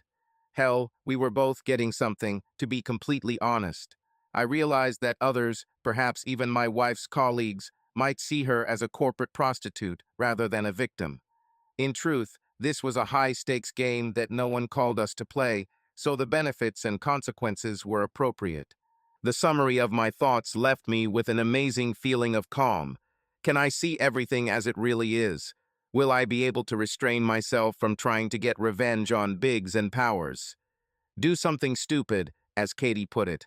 Can I support Katie even if only she and worldview actually benefited? I think it's called sacrifice yourself for the team.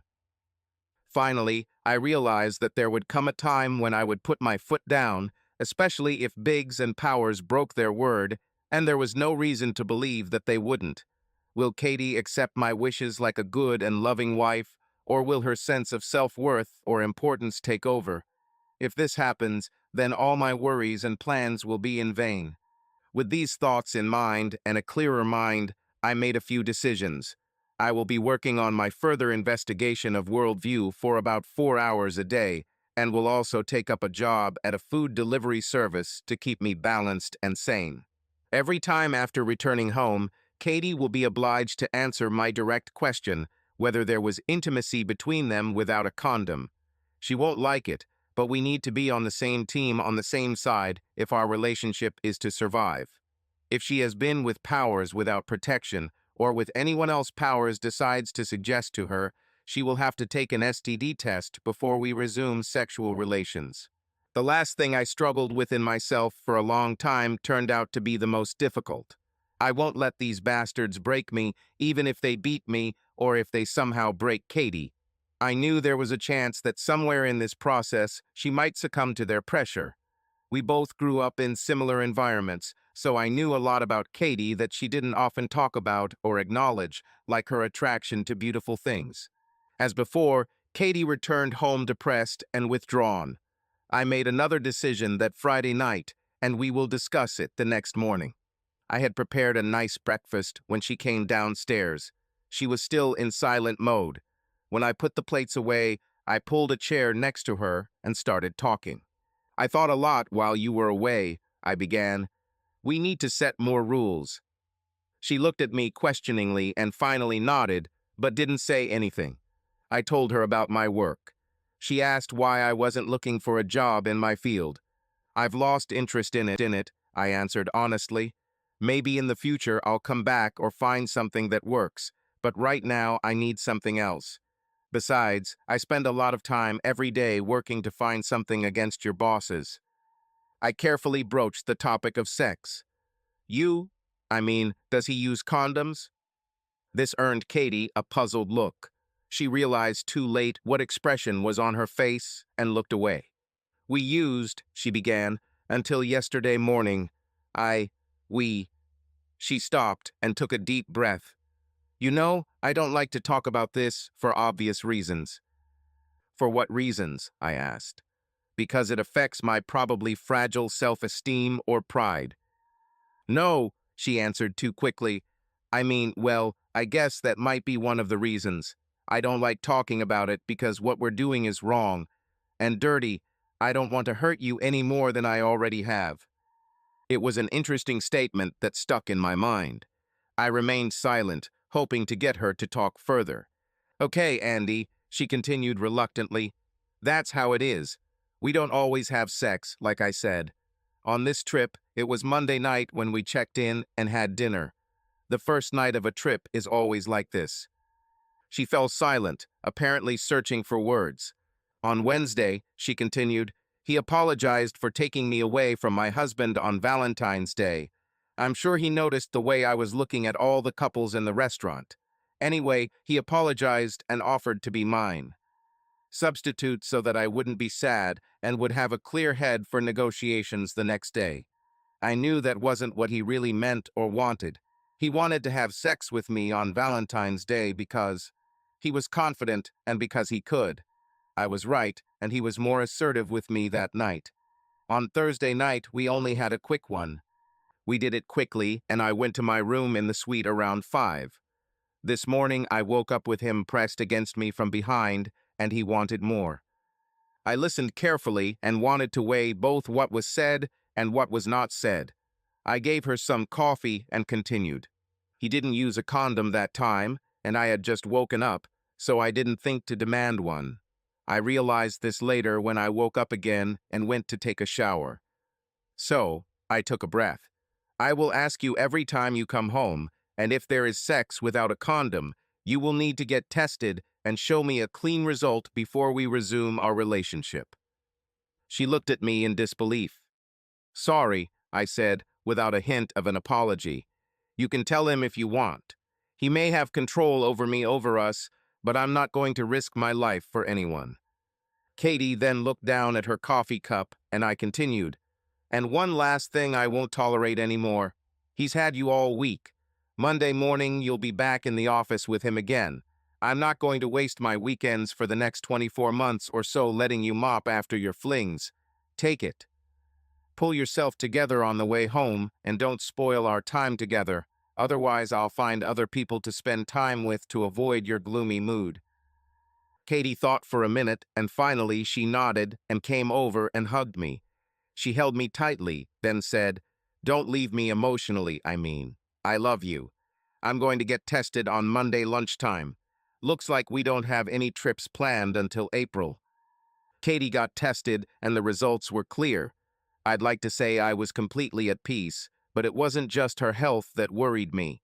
Yes, I may have become a tough husband. We both understood that Katie was dealing with the physical side of our problem. Her body was involved. And all this destroyed me psychologically. I kept telling myself that I was no less of a man just because I couldn't protect her or save her.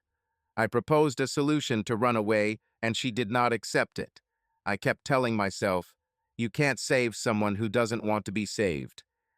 Despite my attempts, I sank deeper and deeper into depression. Part of this was due to the fact that I kept running into dead ends in my searches for incriminating material on Worldview. Winter gave way to spring, But whole days passed when I did not leave the house. Working in delivery means you work whenever you want, and most days I just didn't feel like it. Katie did everything she could to pull me out of this state. We still talked a lot, but often it felt like a conversation between two lost souls, each trapped in their own hellish circles and unable to help each other. There were days when we were so lost in our own thoughts that we could barely comfort each other. As a result, the darkness and cold in our house gradually turned it into a mini Antarctica. We rarely made love, and even then it was just a physical act. Summer, a time of fun and renewal in the Pacific Northwest, has turned us into recluses. Jack became more of a critical boss than a lover due to Katie's deteriorating mood and productivity. Since their April trip, they've only made two, to a conference in late June and again to Macmillan headquarters in the first week of August. This trip was the beginning of the end. After Labor Day, I began to notice changes in Katie. To be honest, there was no longer a norm for us, but Katie and I always tried, I thought, to keep our spirits up. We were caring and open with each other, and even if it was fake, we wore the smile of a happy couple. There was no point in doing otherwise. Neither of us was the other's enemy. Katie suddenly became withdrawn for 10 days, and then gradually returned from some kind of depressed state. I knew she knew I noticed the changes because I was asking her what was wrong and how I could help. Her answer was always short, nothing. A few days later, I was loading laundry into the washing machine and noticed a pair of her panties at the bottom of the hamper. That's when I saw the blood. It seemed too bright red for her normal menstrual cycle, and there was a lot of it. I'm not a doctor, but something was wrong here. Katie was on birth control before all this crap with Jack. I haven't been keeping track of her cycle, but I started wondering when her last period was. If I remembered correctly, it was in the third week of July. It might not mean anything. She probably got her period in August, but we weren't having sex regularly anymore, so I might just have missed it. It wasn't a topic that was discussed often at dinner. I put the panties on a plastic bag and made a mental note that I would have to ask her about it in the evening. Unfortunately, I couldn't get it out of my head. I did a quick search on my phone using words like ovulation and the most fertile period after your period. What I learned within minutes raised my blood pressure to dangerous levels. By the time she was supposed to get home, I had already counted everything several times and drank 2 full glasses of rum and cola. I wasn't sure I wanted to find out the truth, but I decided I'd find out anyway. Katie entered the house at 5:30, as she usually did. I usually cooked dinner in the evenings since I hardly did anything serious at my food delivery job. She found me sitting at the kitchen table, staring out the window, with no sign of dinner being prepared. "Andy, what happened?" she asked worriedly. "We need to talk," I said without emotion. Her face went through a whole range of emotions and shades. Finally, she went to the refrigerator, took out half a bottle of white wine, then took a glass. She sat down and filled her glass to the brim. "Washing machine?" she asked, without taking her eyes off the glass. "Yes," I answered quietly. Then I fell silent. Katie drank the wine and refilled her glass. Maybe she was stalling for time, thinking about it, but I couldn't say for sure. "I wanted to take them out and throw them away," she began. I waited all day to hear painful words and get answers, so I interrupted her. "To keep your poor, unsuspecting husband in the dark," I urged. "Yes," she answered. I didn't detect any remorse. Perhaps she thought she could still make things right. "Mostly so as not to hurt you, dear," she continued. I didn't notice any remorse in her tone either, so maybe I understood everything correctly. We were already done. "Miscarriage or abortion?" I interrupted again. "The last one," she answered after a pause. "Damn it, Katie," I growled. "You can't even say that word, so why do it?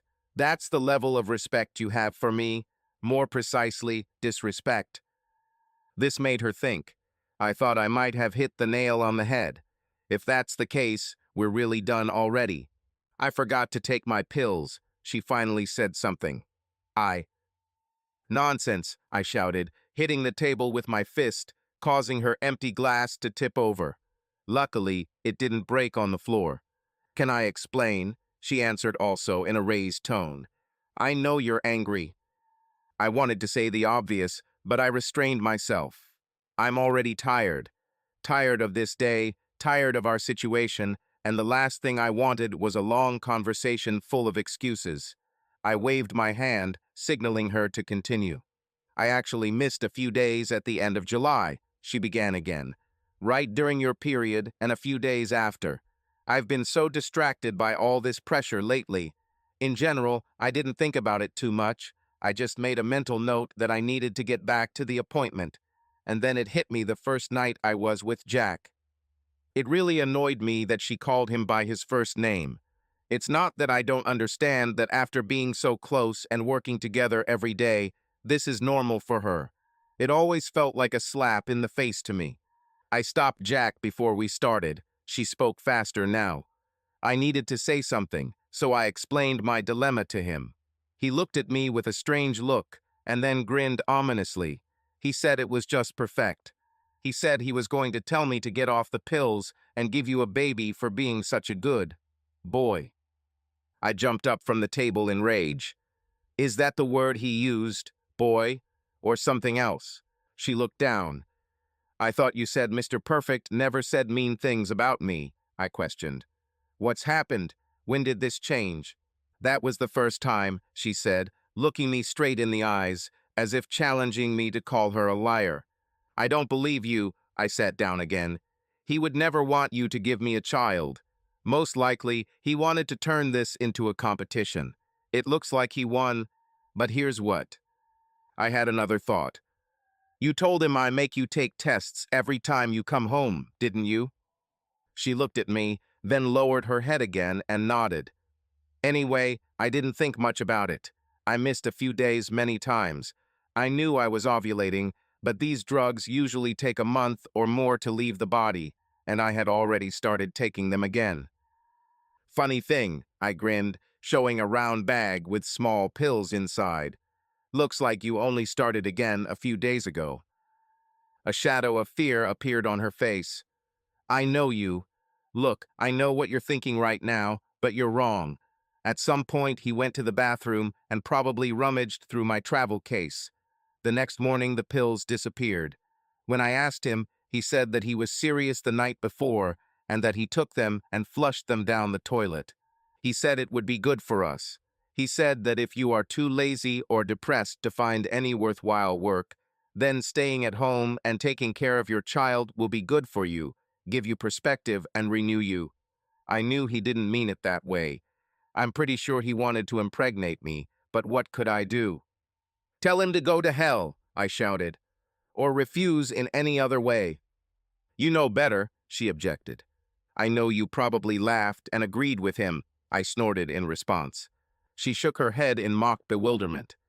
We were supposed to be a team, but we are no longer a team. I was afraid to tell you, so I told him. He was delighted, as I expected. I insisted and told him that I would not force you, or rather, as I said then, I would not allow you to raise a child from another man. He didn't believe me. He joked and made some derogatory remarks about you. I think he called you a loser. I told him that if he didn't pay for the abortion immediately, I would do whatever it took to destroy him or die trying. She was exhausted. Katie sat back down and took a sip of the remaining wine straight from the bottle. He reminded me of what he always told us both. We'll go missing, and he'll make sure the police turn a blind eye. He will tell you everything about your outbursts of anger, about our personalities and our past. He chuckled as he told me to record it or try to find something I could use against them. But I stood my ground. I couldn't do this to you. I love you. By that time, she was already crying. I looked into her eyes again. If you loved me so much, you would have listened to me long ago, I said. We would have been somewhere far away a long time ago, living a new, free life. But no, you want to see this through to the end. It's easy for you. You bastard, she exploded. I am the one who is forced to have sex. Fuck you, sitting here, wallowing in self-pity, while I'm essentially being sexualized. I don't think so, I answered coldly. You go to exotic places, you are treated to wine and food, and you have sex with a handsome, powerful man. Even without sex, you are in public with him, like some kind of trophy. You could have left me a long time ago. You keep saying you're trying to protect me, you're doing it for me, but I don't think so anymore. I think you like it. All this glamour, all this energy. I told you, damn it, Andy. She was furious and too upset to formulate a coherent thought for several minutes. When we were in Belize that first weekend, on the last day, we were with two senior executives from Macmillan. The cargo plane was loaded with 100 or so migrant refugees. The plane and the entire runway were surrounded by agents. The FBI and the Department of Homeland Security with their logos on their windbreakers. Jack and another Macmillan executive stood and talked to them like old hunting buddies. The plane was heading to Kansas City, Missouri. It is 75 miles from the Kansas border and only a few miles from the large ranch recently purchased by the Macmillan Company. After they finished talking, Jack walked up to me as we boarded our plane with a smug grin, as if to say, "See, look who's on our team." "That doesn't mean we have to accept it," I shouted. "We're losing the game, Katie, if you're not already blind. He got you pregnant. What the hell? What happened to you?" Her tone was now irritated. She reached out and grabbed my chin, forcing me to look into her face. "What happened to the man I married?" she continued. "With that strong, sensible, loving, and confident man with whom I fell in love. Where did he go?" I pulled my head out of her grip. "He's dead. Dead on the inside, just not on the outside yet." "I don't believe you," she screamed. "You're here, but you're acting like some neighbor kid came and took your favorite toy. You're not looking for a job. You sit in this office and do God knows what on your computer. Some secret stuff because I was looking. Imagine my surprise when I discovered that our hard drive was divided into parts and your part was password protected. What is this? Movies for adults? Just something to relieve the stress while I have to smile sweetly and work with my tormentor all day." "Yes, you are a victim," I muttered. "We're both victims, Andy." There was desperation in her voice, and she took a deep breath that broke my heart. "Okay," she said, sitting up straighter in her chair. "You want to leave, so leave. I'll give you a head start. I won't say a word to anyone, but they'll find out eventually, most likely sooner rather than later. Then it won't just be your butt. I will suffer too. I'll accept it because I love you. I just won't sign my own death warrant by running with you. It's your choice." I sighed heavily, realizing that our relationship had come to an end. She will never understand, and from her point of view, I will never see her point of view either. The insurmountable obstacle between us was too great. I already had everything I needed in the car. I had an escape plan of sorts. The new laptop I bought with cash that same day contained all my files from my home computer, and I completely wiped that computer. I stood up and looked down at my wife. This wasn't how it was supposed to end. Little voices in my head were whispering, some were screaming at me to sit down and try to work things out. But I couldn't. "I loved you with all my heart," I said, kissing her forehead. It took a few seconds for her to register my comment, and I heard her sob as I walked out the door. My comment was cruel and unnecessary, but I was so angry. For a long time after that, I regretted saying it. Moreover, I regretted that I had not said something kind that would have expressed the essence of our long relationship before Jack Powers. Despite my need to escape, I wandered aimlessly for about an hour. I felt so lost, but no more than if I had stayed. When I stopped daydreaming, I realized I was in downtown Spokane. It's a completely different place after dark than during the day. If you've never been there, it can be an intimidating place. At the time all this was happening, the crime and homelessness rates were higher than in the Seattle metro. Once upon a time, even a year before, I hated the problem of homelessness and even despised it. But after meeting Jack and Mortimer, I began to see these people as victims. Most of them were probably cheated out of what little they had. I have read, but never believed, that 2% of the world's population controls 95% of the world's real wealth. Not bank money or inflated prices on the stock exchange, but real things that have value. I read that if chaos comes, a guy like Tom Cruise will end up in the same situation as me. His bank card and credit cards won't work either. He might have a little more influence than me, but his $345 million will keep him out of the 2% club. The thought of how little chance I had against those worldview bastards almost made me turn the car around. A ragged, elderly, homeless man stepped out at a red light at a crosswalk, waving his battered wooden cane in the air. At one point, she landed on my hood with force.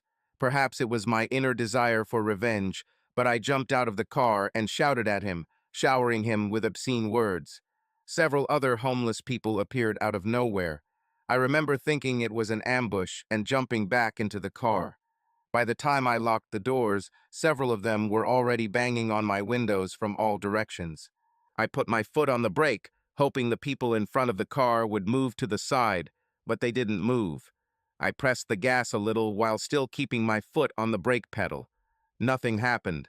Someone was hitting the roof of my car with a metal pipe, and I knew it wouldn't be long before the window was broken.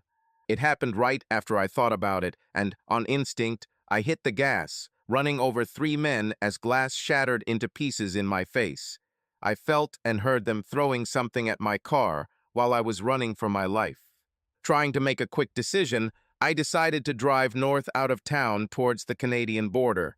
12 blocks later, I saw red and blue flashing lights in my rearview mirror. I seriously thought about stepping on the gas again, but my car would never pass them, so I pulled over and tried to stay calm. It didn't do any good. A description of my car was given by at least 4 witnesses, one of whom even remembered the license plate of my car, plus my driver's side window was broken. I was immediately arrested and taken to the county jail instead of Spokane because a sheriff's deputy caught me. After they took my photo, I was given a pillow and blanket and taken to a common cell. There were already 4 other men there who just looked at me with emotionless eyes. I sat huddled in the corner. Half an hour later, I looked at the others again, as I did from time to time, and one of them stood up abruptly. "What are you looking at?" he muttered, moving towards me. The very large man sitting next to him followed him, and both walked towards me. No matter what, I must have sounded like a scared girl. The first blow reverberated off the top of my head as I covered my face with my hands. Then I felt several kicks, which made me instinctively curl up. Blow after blow rained down on me as I tried to protect my most vulnerable parts. The beating continued for several minutes, and I screamed in pain. Right before I passed out, I saw one of the other men, a huge guy, fighting the 2 who attacked me. I heard rhythmic beeps before I felt the Roman 4 in my arm. The man, probably a doctor, called my name. I moaned. My eyes hurt from the light or from the beating. Someone dressed like a nurse turned the small tap on the Roman 4, and I went back to sleep. Consciousness came and went. I did not know how much time had passed. When I was conscious, everything hurt. Eventually, the pain began to subside. Then I met Felicia. She stood calmly next to the doctor, who had already become familiar to me. Dr. Smith said I was in a private hospital in Kellogg, Idaho. He listed a whole list of my injuries. The first thing I did was ask about Katie, which made me realize I still had feelings for her. The doctor seemed reluctant to answer my question as he looked at the black-haired beauty next to him. She nodded, and he left. I just looked at her questioningly. "Mr. Weston," she began, "my name is Melissa Maxim. I'm here." "Adopted?" I interrupted her, raising an eyebrow. The woman was stunned. Apparently, she thought I was still half delirious. "I beg your pardon," she replied, trying to maintain her dignity. "Adopted?" "Yes," I said. "There's no way a woman with your hair and eye color and tan skin would have a last name like that unless your name was changed. Maybe a surname, but hardly a first name." Her gaze slowly changed to a smile. "Well, Mr. Weston Andrew, you seem to be back to yourself and smart, I must say." I shrugged. She studied my face, looking for something. "Let's start over, okay?" She seemed more cheerful. "My name is Felicia de Armand. I am your curator." She paused, still studying me carefully. "Sounds important. I tried to remain calm. Some secret post on Worldview. I don't work for Worldview, she replied. Your wife, Katie, is alive and, for now, healthy. Fortunately, your incident and subsequent crimes have been well documented. We were able to save the contents of your car, so as far as the people at Worldview know, you were just driving around the neighborhood. Who the hell are you? My anger grew. I felt the blood pulsating in the veins of my neck. The room began to spin. Calm down, Andrew, she ordered. I'm here to help. You were brought here by ambulance, which we intercepted after the confrontation in the prison. We have worked with staff to ensure anonymity during your recovery, for both your and your wife's protection. You didn't answer my question, I growled. I needed to calm down or my blood pressure would kill me. The heartbeat on the monitor accelerated. I don't know you and I don't trust you. I don't trust anyone. The nurse, who I didn't even notice, came into the room, set up the Roman 4, and that was the end of it. The next time I woke up, the sun was shining through the window. Felicia, or whatever her name was sitting on a chair opposite my bed, dozing. I decided I didn't want her to stay here.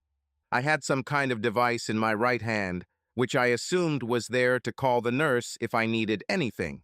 When she arrived, the woman in the chair woke up. Who is this, and why is she in my room? I asked the nurse, without looking at the woman. I don't know her. It's okay, Mr. Weston, she said in a soothing voice. She brought you here, saved your life, so to speak. The doctor will come soon. The nurse was not going to help me. I couldn't help myself either, so I turned to the woman who was still sitting. Can I explain now? She asked calmly. I nodded. As I said last night, she began, my name is Felicia. I have nothing to do with Worldview. On the contrary, I'm just on the other side of the barricades. What, FBI? I suggested. CIA? Felicia laughed in a man's voice. No, she replied. Not them either. You could say we are the anti-worldview. We bring balance. This is the best I can say at the moment. We need you to get better and recover. We need your help. My help? Now I laughed. If you really are who you say you are, you wouldn't need my help. Ah, but you are mistaken, she exclaimed. You have certain skills. You've already used them twice against Worldview, if I'm not mistaken. I think you underestimate yourself. She knew too much about me. I decided to keep her in conversation. Where is my wife?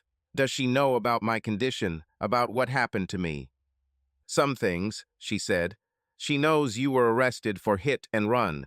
That's about it, at least as far as we know. I thought you were some kind of secret organization, I replied mockingly. How could you not know? Andrew, she said, standing next to me, your wife is still in mortal danger as far as we can tell. The official police report and newspapers claim that you escaped during a riot at the county jail and are still at large and extremely dangerous. As you might have guessed, they control the narrative. But, she paused, they still don't know the purpose of your trip, unless your wife told them, but according to our latest report, that's not the case. Do you have a way to get such reliable information? I needed to know this important fact. We have people inside, and you are not the only person who knows how to penetrate their network.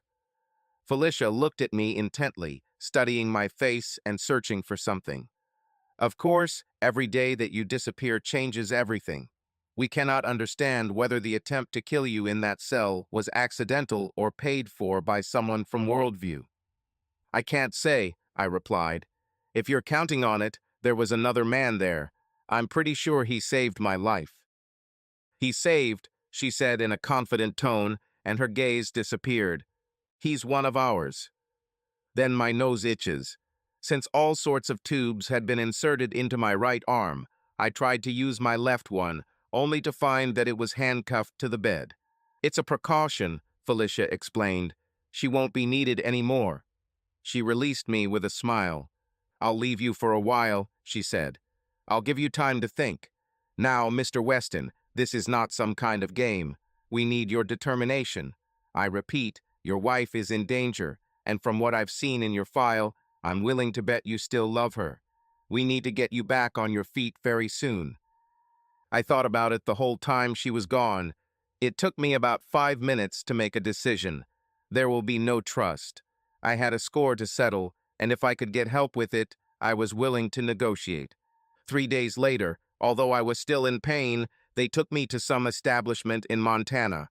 Where exactly in Montana, no one would have guessed, because my head was covered with a black linen bag for the last hour of the journey.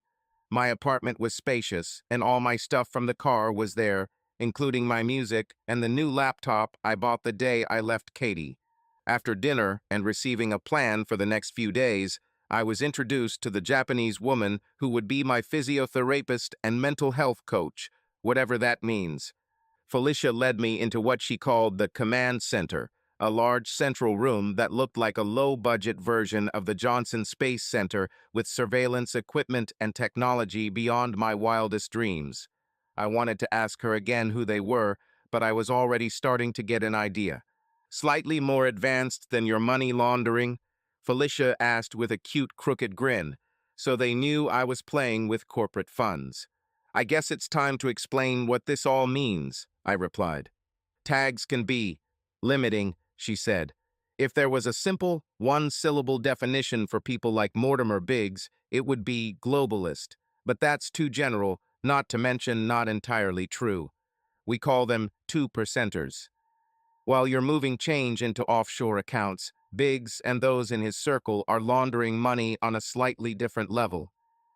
Are they stealing money? I asked. Who, exactly? Everyone. Felicia invited me to sit down. They take control of the mining of precious metals in some Central African countries. They helped elect a moderate in Brazil to expand ranching there. They are pushing a conservative in Argentina to open up the meat trade and pushing a progressive here in the US, so their elitist friends can buy up farms and ranches at record prices to make billions selling and promoting plant-based foods. That sounds like complete vertical integration, I countered. Or smart business, if you like. Let's move on to how they manipulate everyone's lives by stealing their money. If you believe that, she challenged me, we have a lot more to discuss than I thought. She sat down next to me and collected her thoughts. They manipulated your and Katie's lives, didn't they?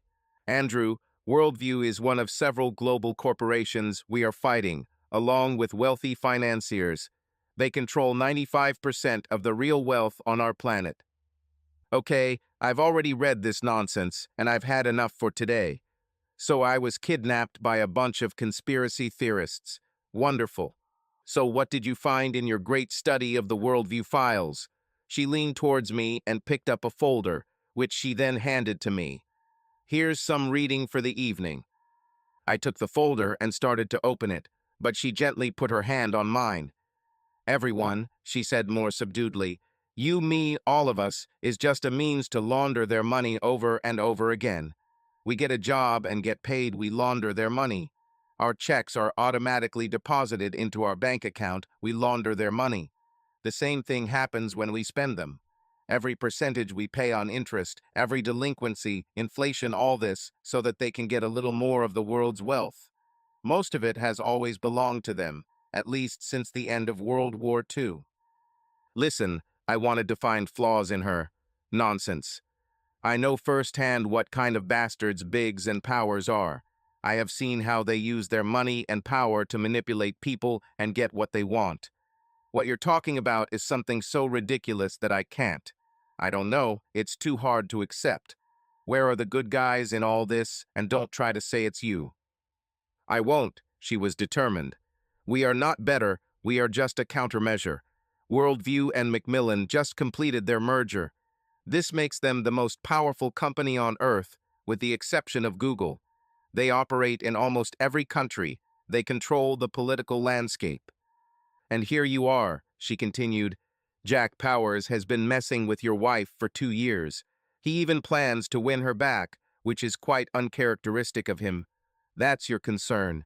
She even used her little influence on him to get his permission to have an abortion. I did not agree with her, but I had no words, and I was already tired of seeing these pitiful looks.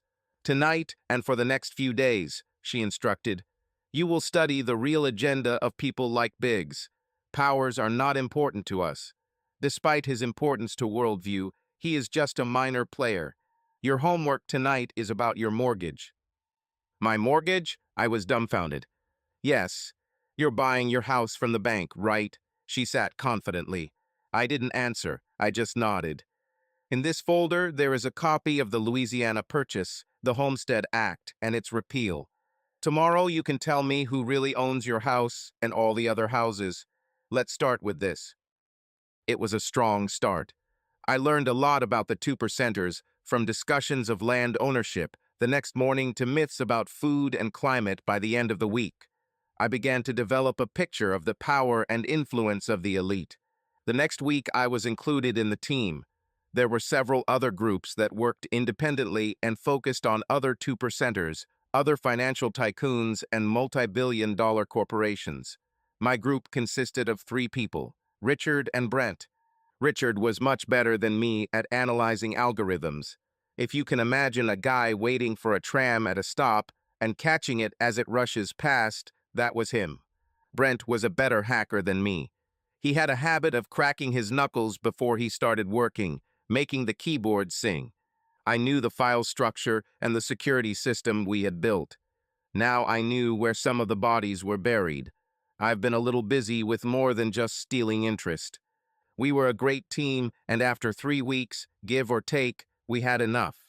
Enough was a relative concept.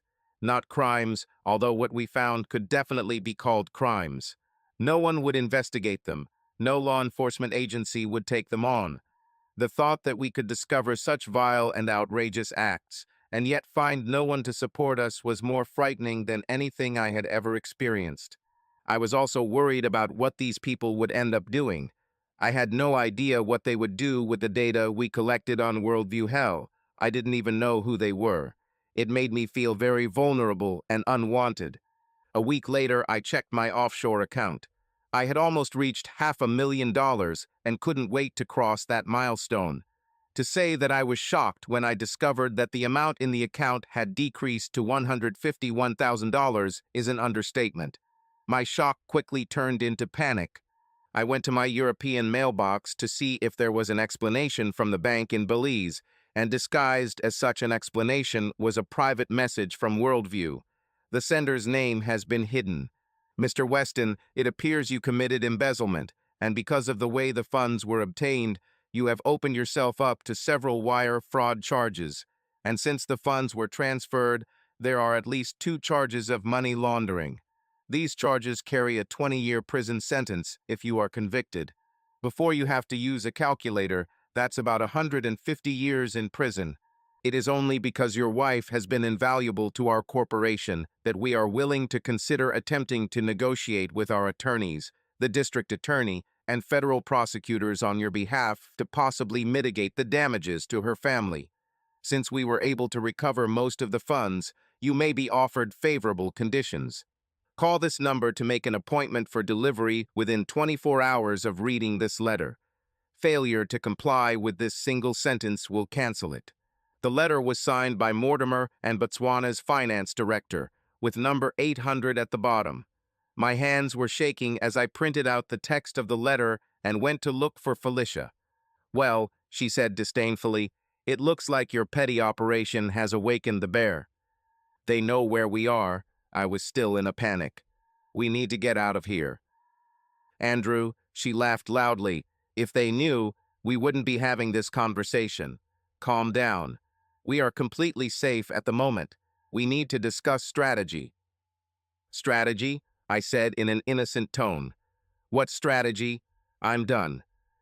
Not really. She sat down and motioned for me to join. She shouted across the room to a beautiful, smartly dressed assistant to get us some water. I repeat, Andrew, she commanded, calm down. This is exactly what we wanted. I looked at her like she was crazy. So we let you continue, she said, as if it were obvious. Now we have everything we need, and with the exception of a few minor details, we can put an end to the Worldview Macmillan merger. You will help us with this. You set me up, bitch, I growled. I'll pack everything I need and leave here in less than an hour. I will not become your scapegoat. When I stood up, Felicia stood up too. She hit me in the face with such force that I fell to one knee. My ears began to ring. I looked at her defensively, ready for her to try to pull me to my feet. Instead, I remained seated. The bustle in the room died down to complete silence. I laughed nervously to lighten the mood. When I looked at her again, she raised one eyebrow as if to say, "Do you want to continue?" Or perhaps that look told me that she believed that my wife, Kathy, should have done the same to me a long time ago. "You don't care if they kill me, right?" I asked. "As long as you score points in your secret war. Just another pawn, right?" "Hardly," she chuckled like a man. "You've been with us for over a month now. Why do I still have to explain it to you?" She extended her hand to help me up, and I accepted her help. After a moment, taking in my surroundings, I sat down at a small table and a pretty woman placed water in front of me. "Andrew," she said quickly, preparing for a quick lecture, "you've seen enough to understand.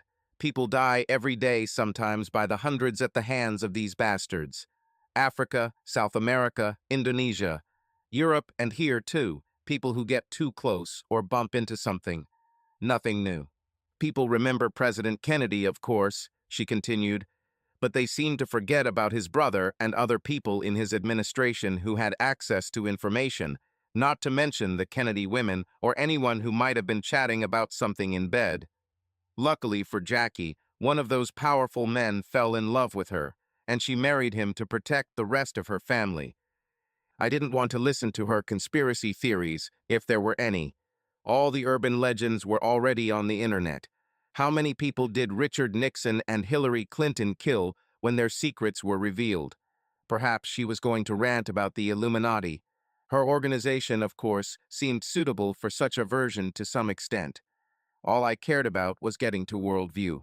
Hell, they probably killed people too, like Mortimer implied. I knew what they did to me. Everything else didn't bother me. I helped her group gather enough evidence to prove that these bastards are crazy rich and just want to get richer. Isn't that the goal of every mega corporation, to beat last year's numbers? The worst part was how they made their money. Slave labor in developing countries bought by politicians in numerous countries. Mass transfers of money between competing corporations and collusion. "What do you want?" I asked. "You will answer the email," she began. "You will agree to meet wherever they say. We'll plant a little listening device under the hair on the back of your head. You will remember the questions we want you to ask. You will have two tails from the moment you leave this complex. If Biggs and Powers follow their usual pattern, they'll want to be there, face to face, when they try to kill you. Both will also have tails. We expect your wife to also be present. Where it will stand remains to be seen. Luckily, we have someone deep inside worldview.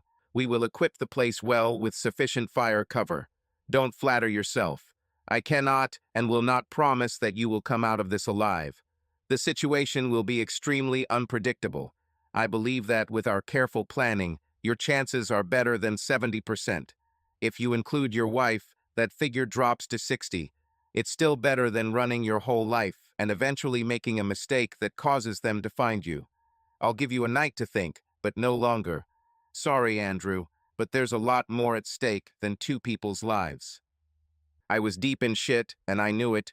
Doomed, I stood up, headed to my chambers, stopped, and turned to Felicia. "What did you mean," I began to ask, "by where Katie is standing?"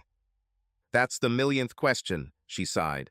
"Even with our spy inside, it's hard to determine. Either she's pretending to be Jackie Onassis for your benefit, or she's starting to develop real feelings for Jack Powers.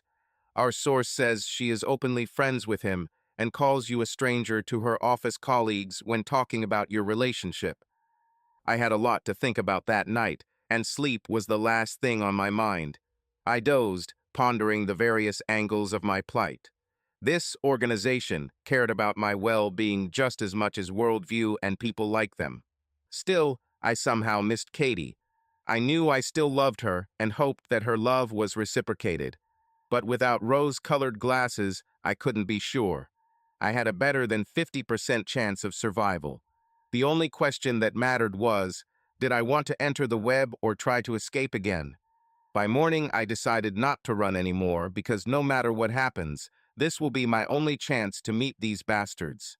I memorized the memorized questions that were told to me. They were progressive, but Felicia made it clear that any or all of them would be invaluable if I could get an answer to them. Felicia made it clear that Biggs expected me to be with them.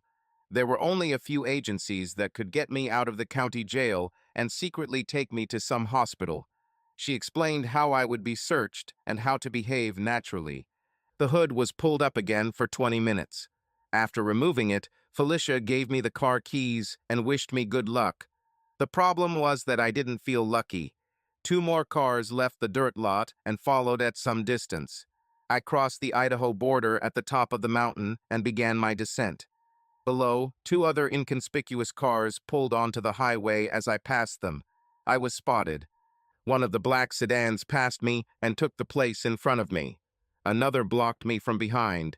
As we approached the rest area, the one in front slowed down significantly and the other one approached my rear bumper. I followed the lead car and was directed to park as far away from the other cars as possible. One well-dressed guy, very large, came to my window and motioned for me to leave. When I did, he walked me to his car. That's it, I thought. We drove north along the back roads along the river and crossed into Montana near Libby. Another 20 minutes along a narrow dirt road brought us to a log cabin in the absolute middle of nowhere. If my tails lost me, the last known location would be the rest area. I hoped that the other tails that followed my tormentors had done their job. I was roughly pulled out of the car, which also brought me out of my thoughts. One of the men pulled my hands in front of me, and I was led, almost like a duck, into a small hut. Everyone stood waiting for my arrival. A fire was blazing in the stone fireplace. To the left was a large table. Mortimer was sitting there, but stood up when they brought me in. To his right stood Jack Powers and my wife, Kathy. In an antique chair opposite the fireplace sat Claire Eastman, a distinguished saleswoman. The two men roughly sat me down on a wooden chair in the center of the room. I glared at my wife before Mortimer Biggs began his tirade. At first, she didn't look me in the eye, but my gaze burned through her, and finally she met my eyes. When you know someone as well as I knew Kathy, there's little you can hide. She was scared. I would even argue that she was terrified. She also retained the feeling she had for me before I left her, which was good for me, I thought. Besides that, did she seem nervous or ashamed? Maybe I didn't know her as well as I thought. Time will tell, but judging by the angry, evil grins in the room, there wasn't much time. Weston, Biggs said angrily. Finally, big reveal. His old man's laugh was devilish as he stood up and walked to the right side of the table. Claire also stood up and came closer to me, but not too close. Powers stood next to Katie and just put his arm around her waist. The two men who brought me were standing directly behind my chair to the left and to the right. What a pain in the ass you've been, Biggs continued. He was such an inflated bag that I knew we were all about to hear some kind of speech. But it's okay. I told you what would happen, and here you are. It's symbolic that we are all together. He turned to smile at Jack and Katie. Only, like everything else in life, something has changed. I had no idea that my defenders were surrounding the hut, like in a Mark Wahlberg movie. I looked at Katie for anything from our past happy times. I didn't see much except perhaps a little sympathy mixed with fear. I wasn't going to give Biggs the pleasure of having the last word, even if they were going to kill me. "Fuck you, you fat pig," I spat. "I enjoyed playing with you and your company. It's a shame I won't see the end of you, all of you." Mortimer turned to look at Powers with a grin. "I'm glad to hear it, young man." His tone was cynical. "You must have had a lot of fun thinking you outsmarted someone. Let me tell you a little secret, Weston. After you hacked our system the first time, when you thought you were so smart that we hired you, that wasn't our reason. We did a deep dive on you and Katie and realized we had something special." He waved his hand towards Katie. "Two orphans with skills that would help our organization, without families to get in the way." Biggs looked at me again like he did at the party a year ago, like Jack and Hyde. We didn't need your damn computer skills. His voice was now filled with hatred. We needed her. Again, he gestured towards my wife. All you had to do, he told me, taking the gun out of his desk drawer, was play by the rules, but you couldn't do that, even after I explained how kind we were, how courteous. Let that bastard impregnate my wife, I shouted, spilling everything out. You took everything from me. Come on, kill me. Your days are numbered, bastard. Mortimer pointed the gun at me. You led us straight to your little band of do-gooders, Weston. I want you to realize your ultimate failure when you take your last breath. Alas, all those questions that I remembered will not be asked. As Biggs aimed the weapon at the center of my chest, Katie moved with a dexterity I never knew possible. She grabbed a heavy glass paperweight from the table and struck my would-be assassin in the right temple. Everything that happened after that was a blur, as several events happened in an instant. Mortimer's gun went off as the side of his face was smashed. The bullet flew across my right shoulder, narrowly missing me. I heard a thud behind me as Biggs dropped the gun and collapsed to the floor. There was a noise to my right as Jack rushed towards my wife. Claire Eastman had a gun and shot thug number 2. He fired and hit Claire. Her weapon slid across the floor towards me. In front of me, Powers grabbed Biggs' gun from Katie and pointed it at me with a pleased grin.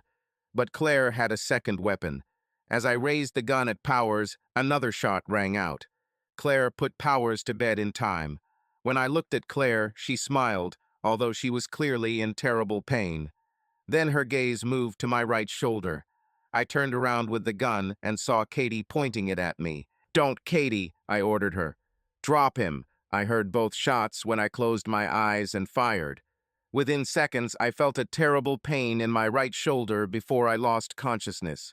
30 hours later, I woke up at the base where I was previously. The operation to remove the bullet was successful. After an explanation from the doctor, I was left alone with Felicia. "Katie," my eyes asked the question long before the words left my lips. Felicia looked at me with sympathy and shook her head. To my surprise, I started crying. No wonder I still loved her, because I knew I did. I was stunned that I didn't hate what she did as much as I expected. I listened to Felicia tell me what happened that night, but I already knew, or at least I thought I did. The hut was surrounded by mercenaries, and of course they had someone inside. This really surprised me because I would never have thought that Claire was the mole.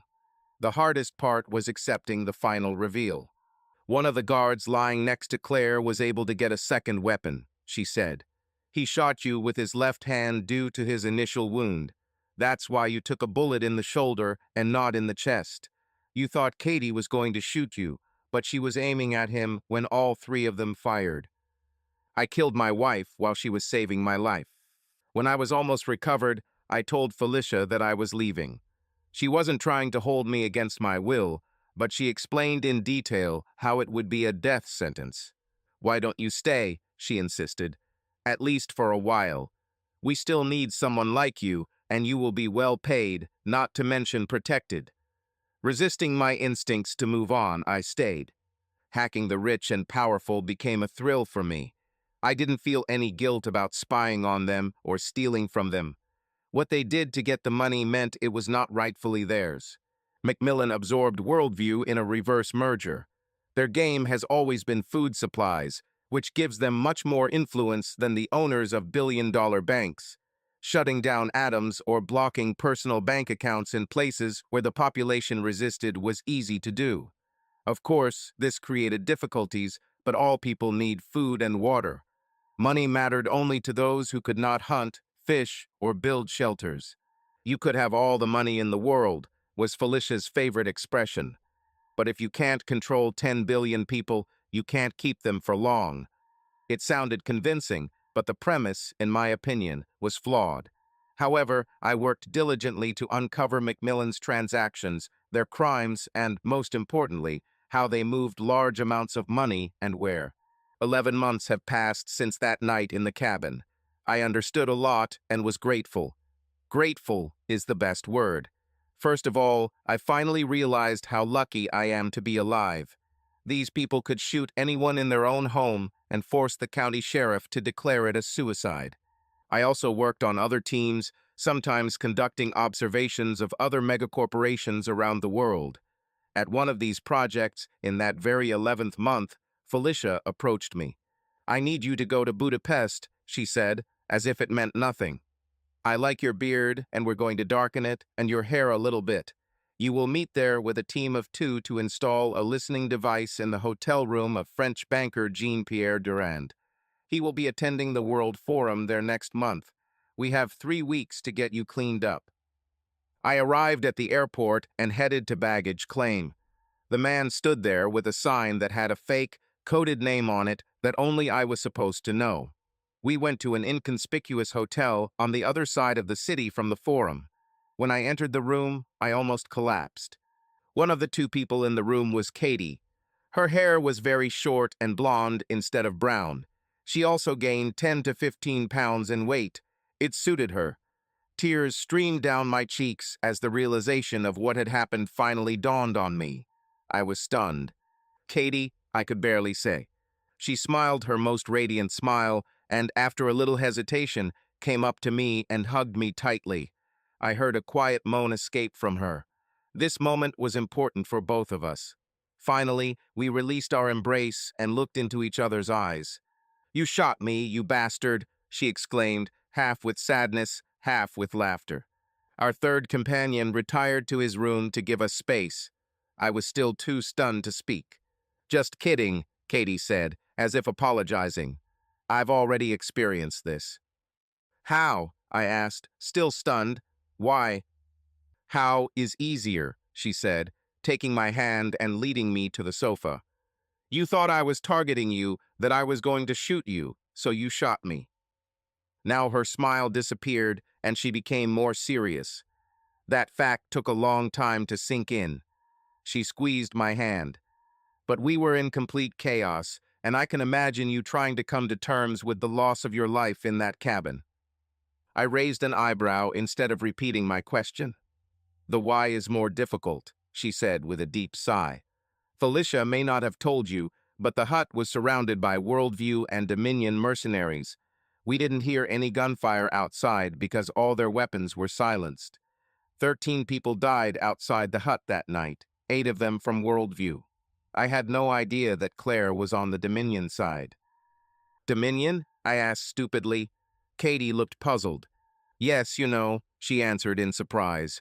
"Who are you working for?" Seeing my stunned look, she asked again. "You never knew the name of the organization you helped?" "No, I didn't want to know," I replied. "I didn't ask, and they didn't tell me." Katie shook her head in disbelief. "I had a clean exit. If I hadn't been there, Mortimer's comrades would have thought I was killed before they could deal with you. My blood and DNA were removed before the authorities were called.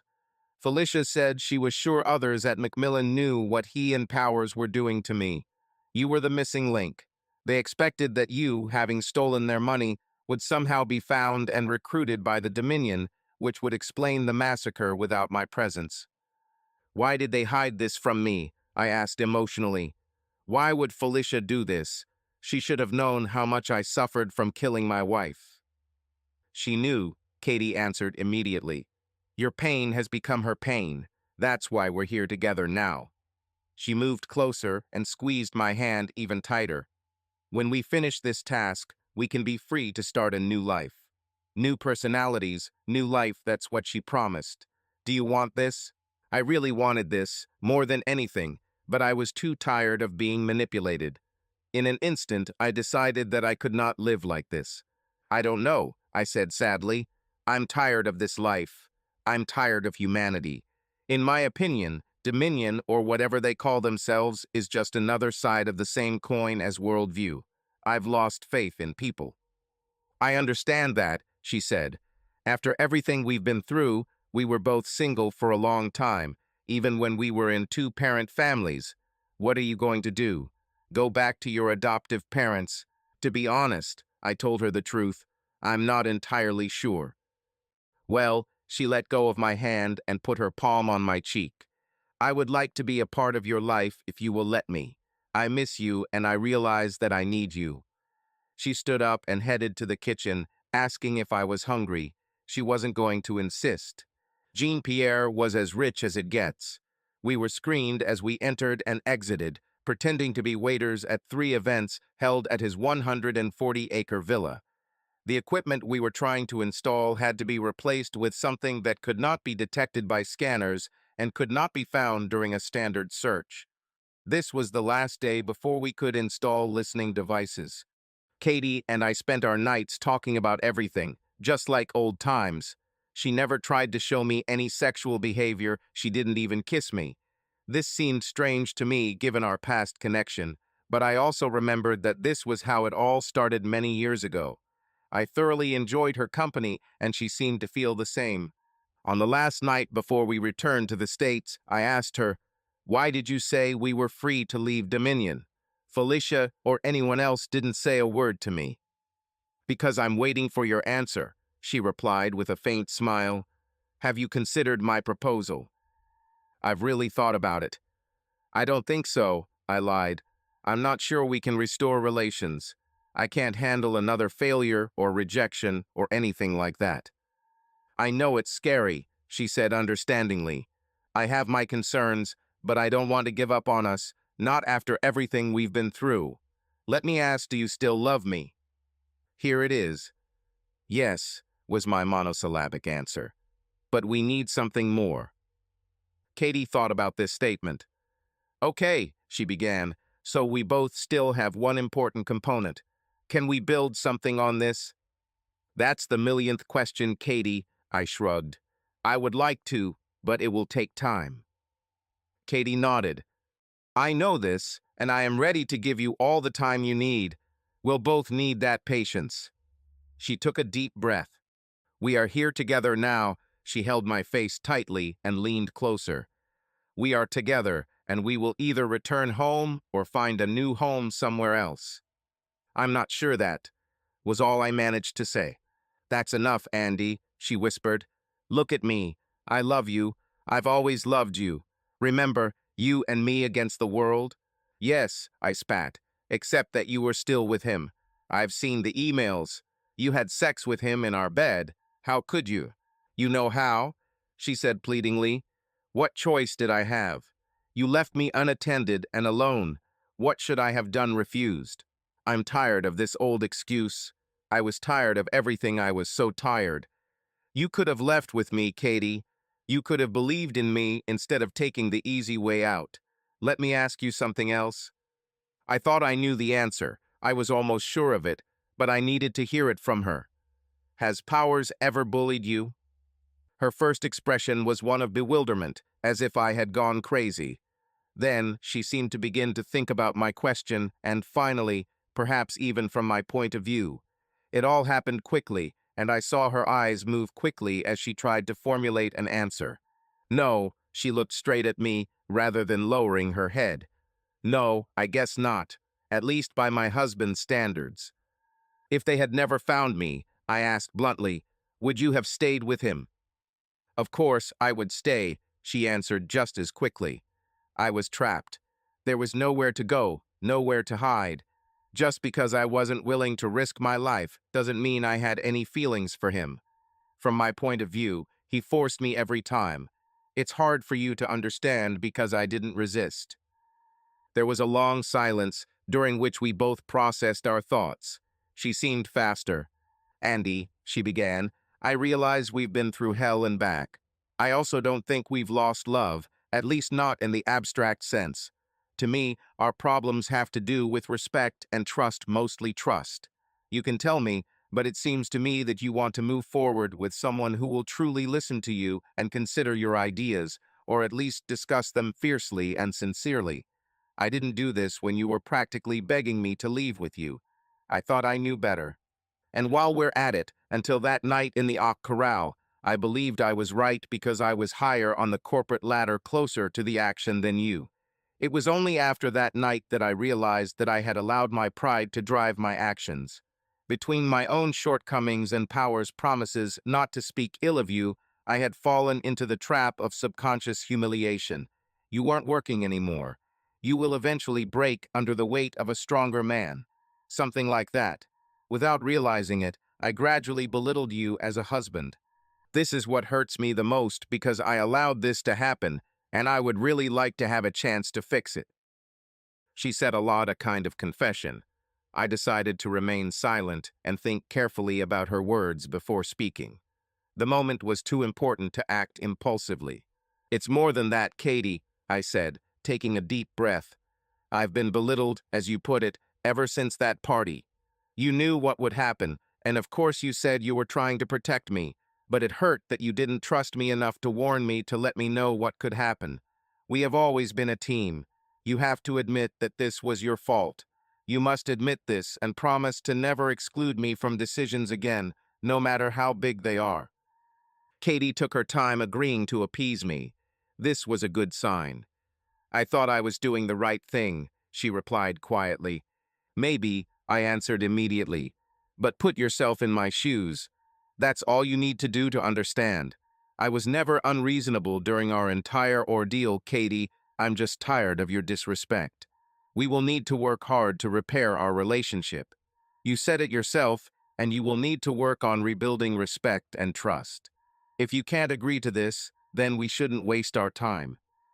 I agree, she said, extending her hand again. I will, Andy. I'm ready to start. I understand that it will be difficult at first, and I will understand when negative feelings arise. I'll start with respect for them. Giving you space or supporting you is what we always did for each other before worldview. I looked at her, straight into her eyes. Where would we go? I asked. I heard a slight noise behind me, and suddenly Felicia appeared in front of me. Reykjavik, she answered for Katie, holding out some official documents. You'll have to find a real job. We've already got something lined up for you. No way, I'm done with all of you, I said. No more spying and spy games or whatever it is. Felicia smiled her brightest smile. Of course, Andrew, she said softly. This is real work. Bustjevegger 7 is located there. SIPR, oscillating IP addresses, the largest weather research supercomputer on planet Earth, and 17 research organizations studying the world's only active supervolcano. Lots of super things and a lot of work. If she wants, Katie can find a job with low responsibility or start a family. Your salary is enough for both of you. Everyone wants a happy ending, and I was among them more often than not. In fact, when Katie and I decided to resume our life together, I thought we made the right choice. The move to Iceland went without a hitch, except for the need to get used to the new surroundings. During the first few months, I still had problems in bed, but Katie was patient as always, giving me plenty of space. When I realized that I needed to focus on thinking about other things rather than the memories of my first meetings with Katie, things began to improve. About 5 months after we moved, better times arrived. We explored the city and the surrounding mountains, finding plenty of fun things to do as a couple. We even started talking about children. As they say, 2 steps forward, 1 step back. In the 6th month, I felt melancholic. I couldn't figure out exactly what it was. I tried to blame it on the new job, but that wasn't the case. I really enjoyed what I did, and yes, I worked on a research group studying a volcano. At the same time, Katie, who had been overly attentive since our reunion, felt like she could relax a little. Honestly, she was tired, trying to fix all the problems, both real and imaginary. From the 7th to the 11th month, we seemed to wander back and forth in our love for each other. There was no breakup or signs of cheating. The best description of our condition is anxious. It's taken me the last month to work up the courage to talk about it, although after everything we've been through, I can't imagine why. From the very beginning, I had several disturbing thoughts, and they were significant. No matter how hard I tried, I couldn't bring myself to believe that Katie and Powers didn't have sex that first weekend in Belize. Without any evidence to the contrary, I simply could not ignore the obvious. Powers, Biggs, and many other executives considered themselves untouchable, above criticism, and certainly not worried about consequences. Was it possible that Powers enjoyed mind games as much as the act of sex? Certainly. Could he spend the weekend getting Katie cleaned up? Possible, but unlikely. The most important thing was that Powers was so open that night at the award ceremony. I wondered, when he finally had her in his hands, why didn't he immediately bring her into his life? In my opinion, there would be no risk for him to spend the entire weekend with her, unless it was to entrap her with sex. Some personal emails I discovered also strongly implied that many of the executives in Powers' position were sharing their assistants. One of the letters, which did not contain specific language, mentioned an outdoor weekend that could easily be interpreted as an orgy among the 7 executives and their assistants. Knowing Kathy as I did, and given her admission that she would have continued with Powers if I hadn't been found, I knew she was walking a fine line. I couldn't deny that my wife took pride in doing the right thing, but given her shaky past, I also knew that she would be easily seduced by the luxurious things in life. I also knew her well enough to realize that she probably believed she could convince me of anything. I gave her enough time to sort out her feelings on all these issues, but her approach was to remain silent until asked.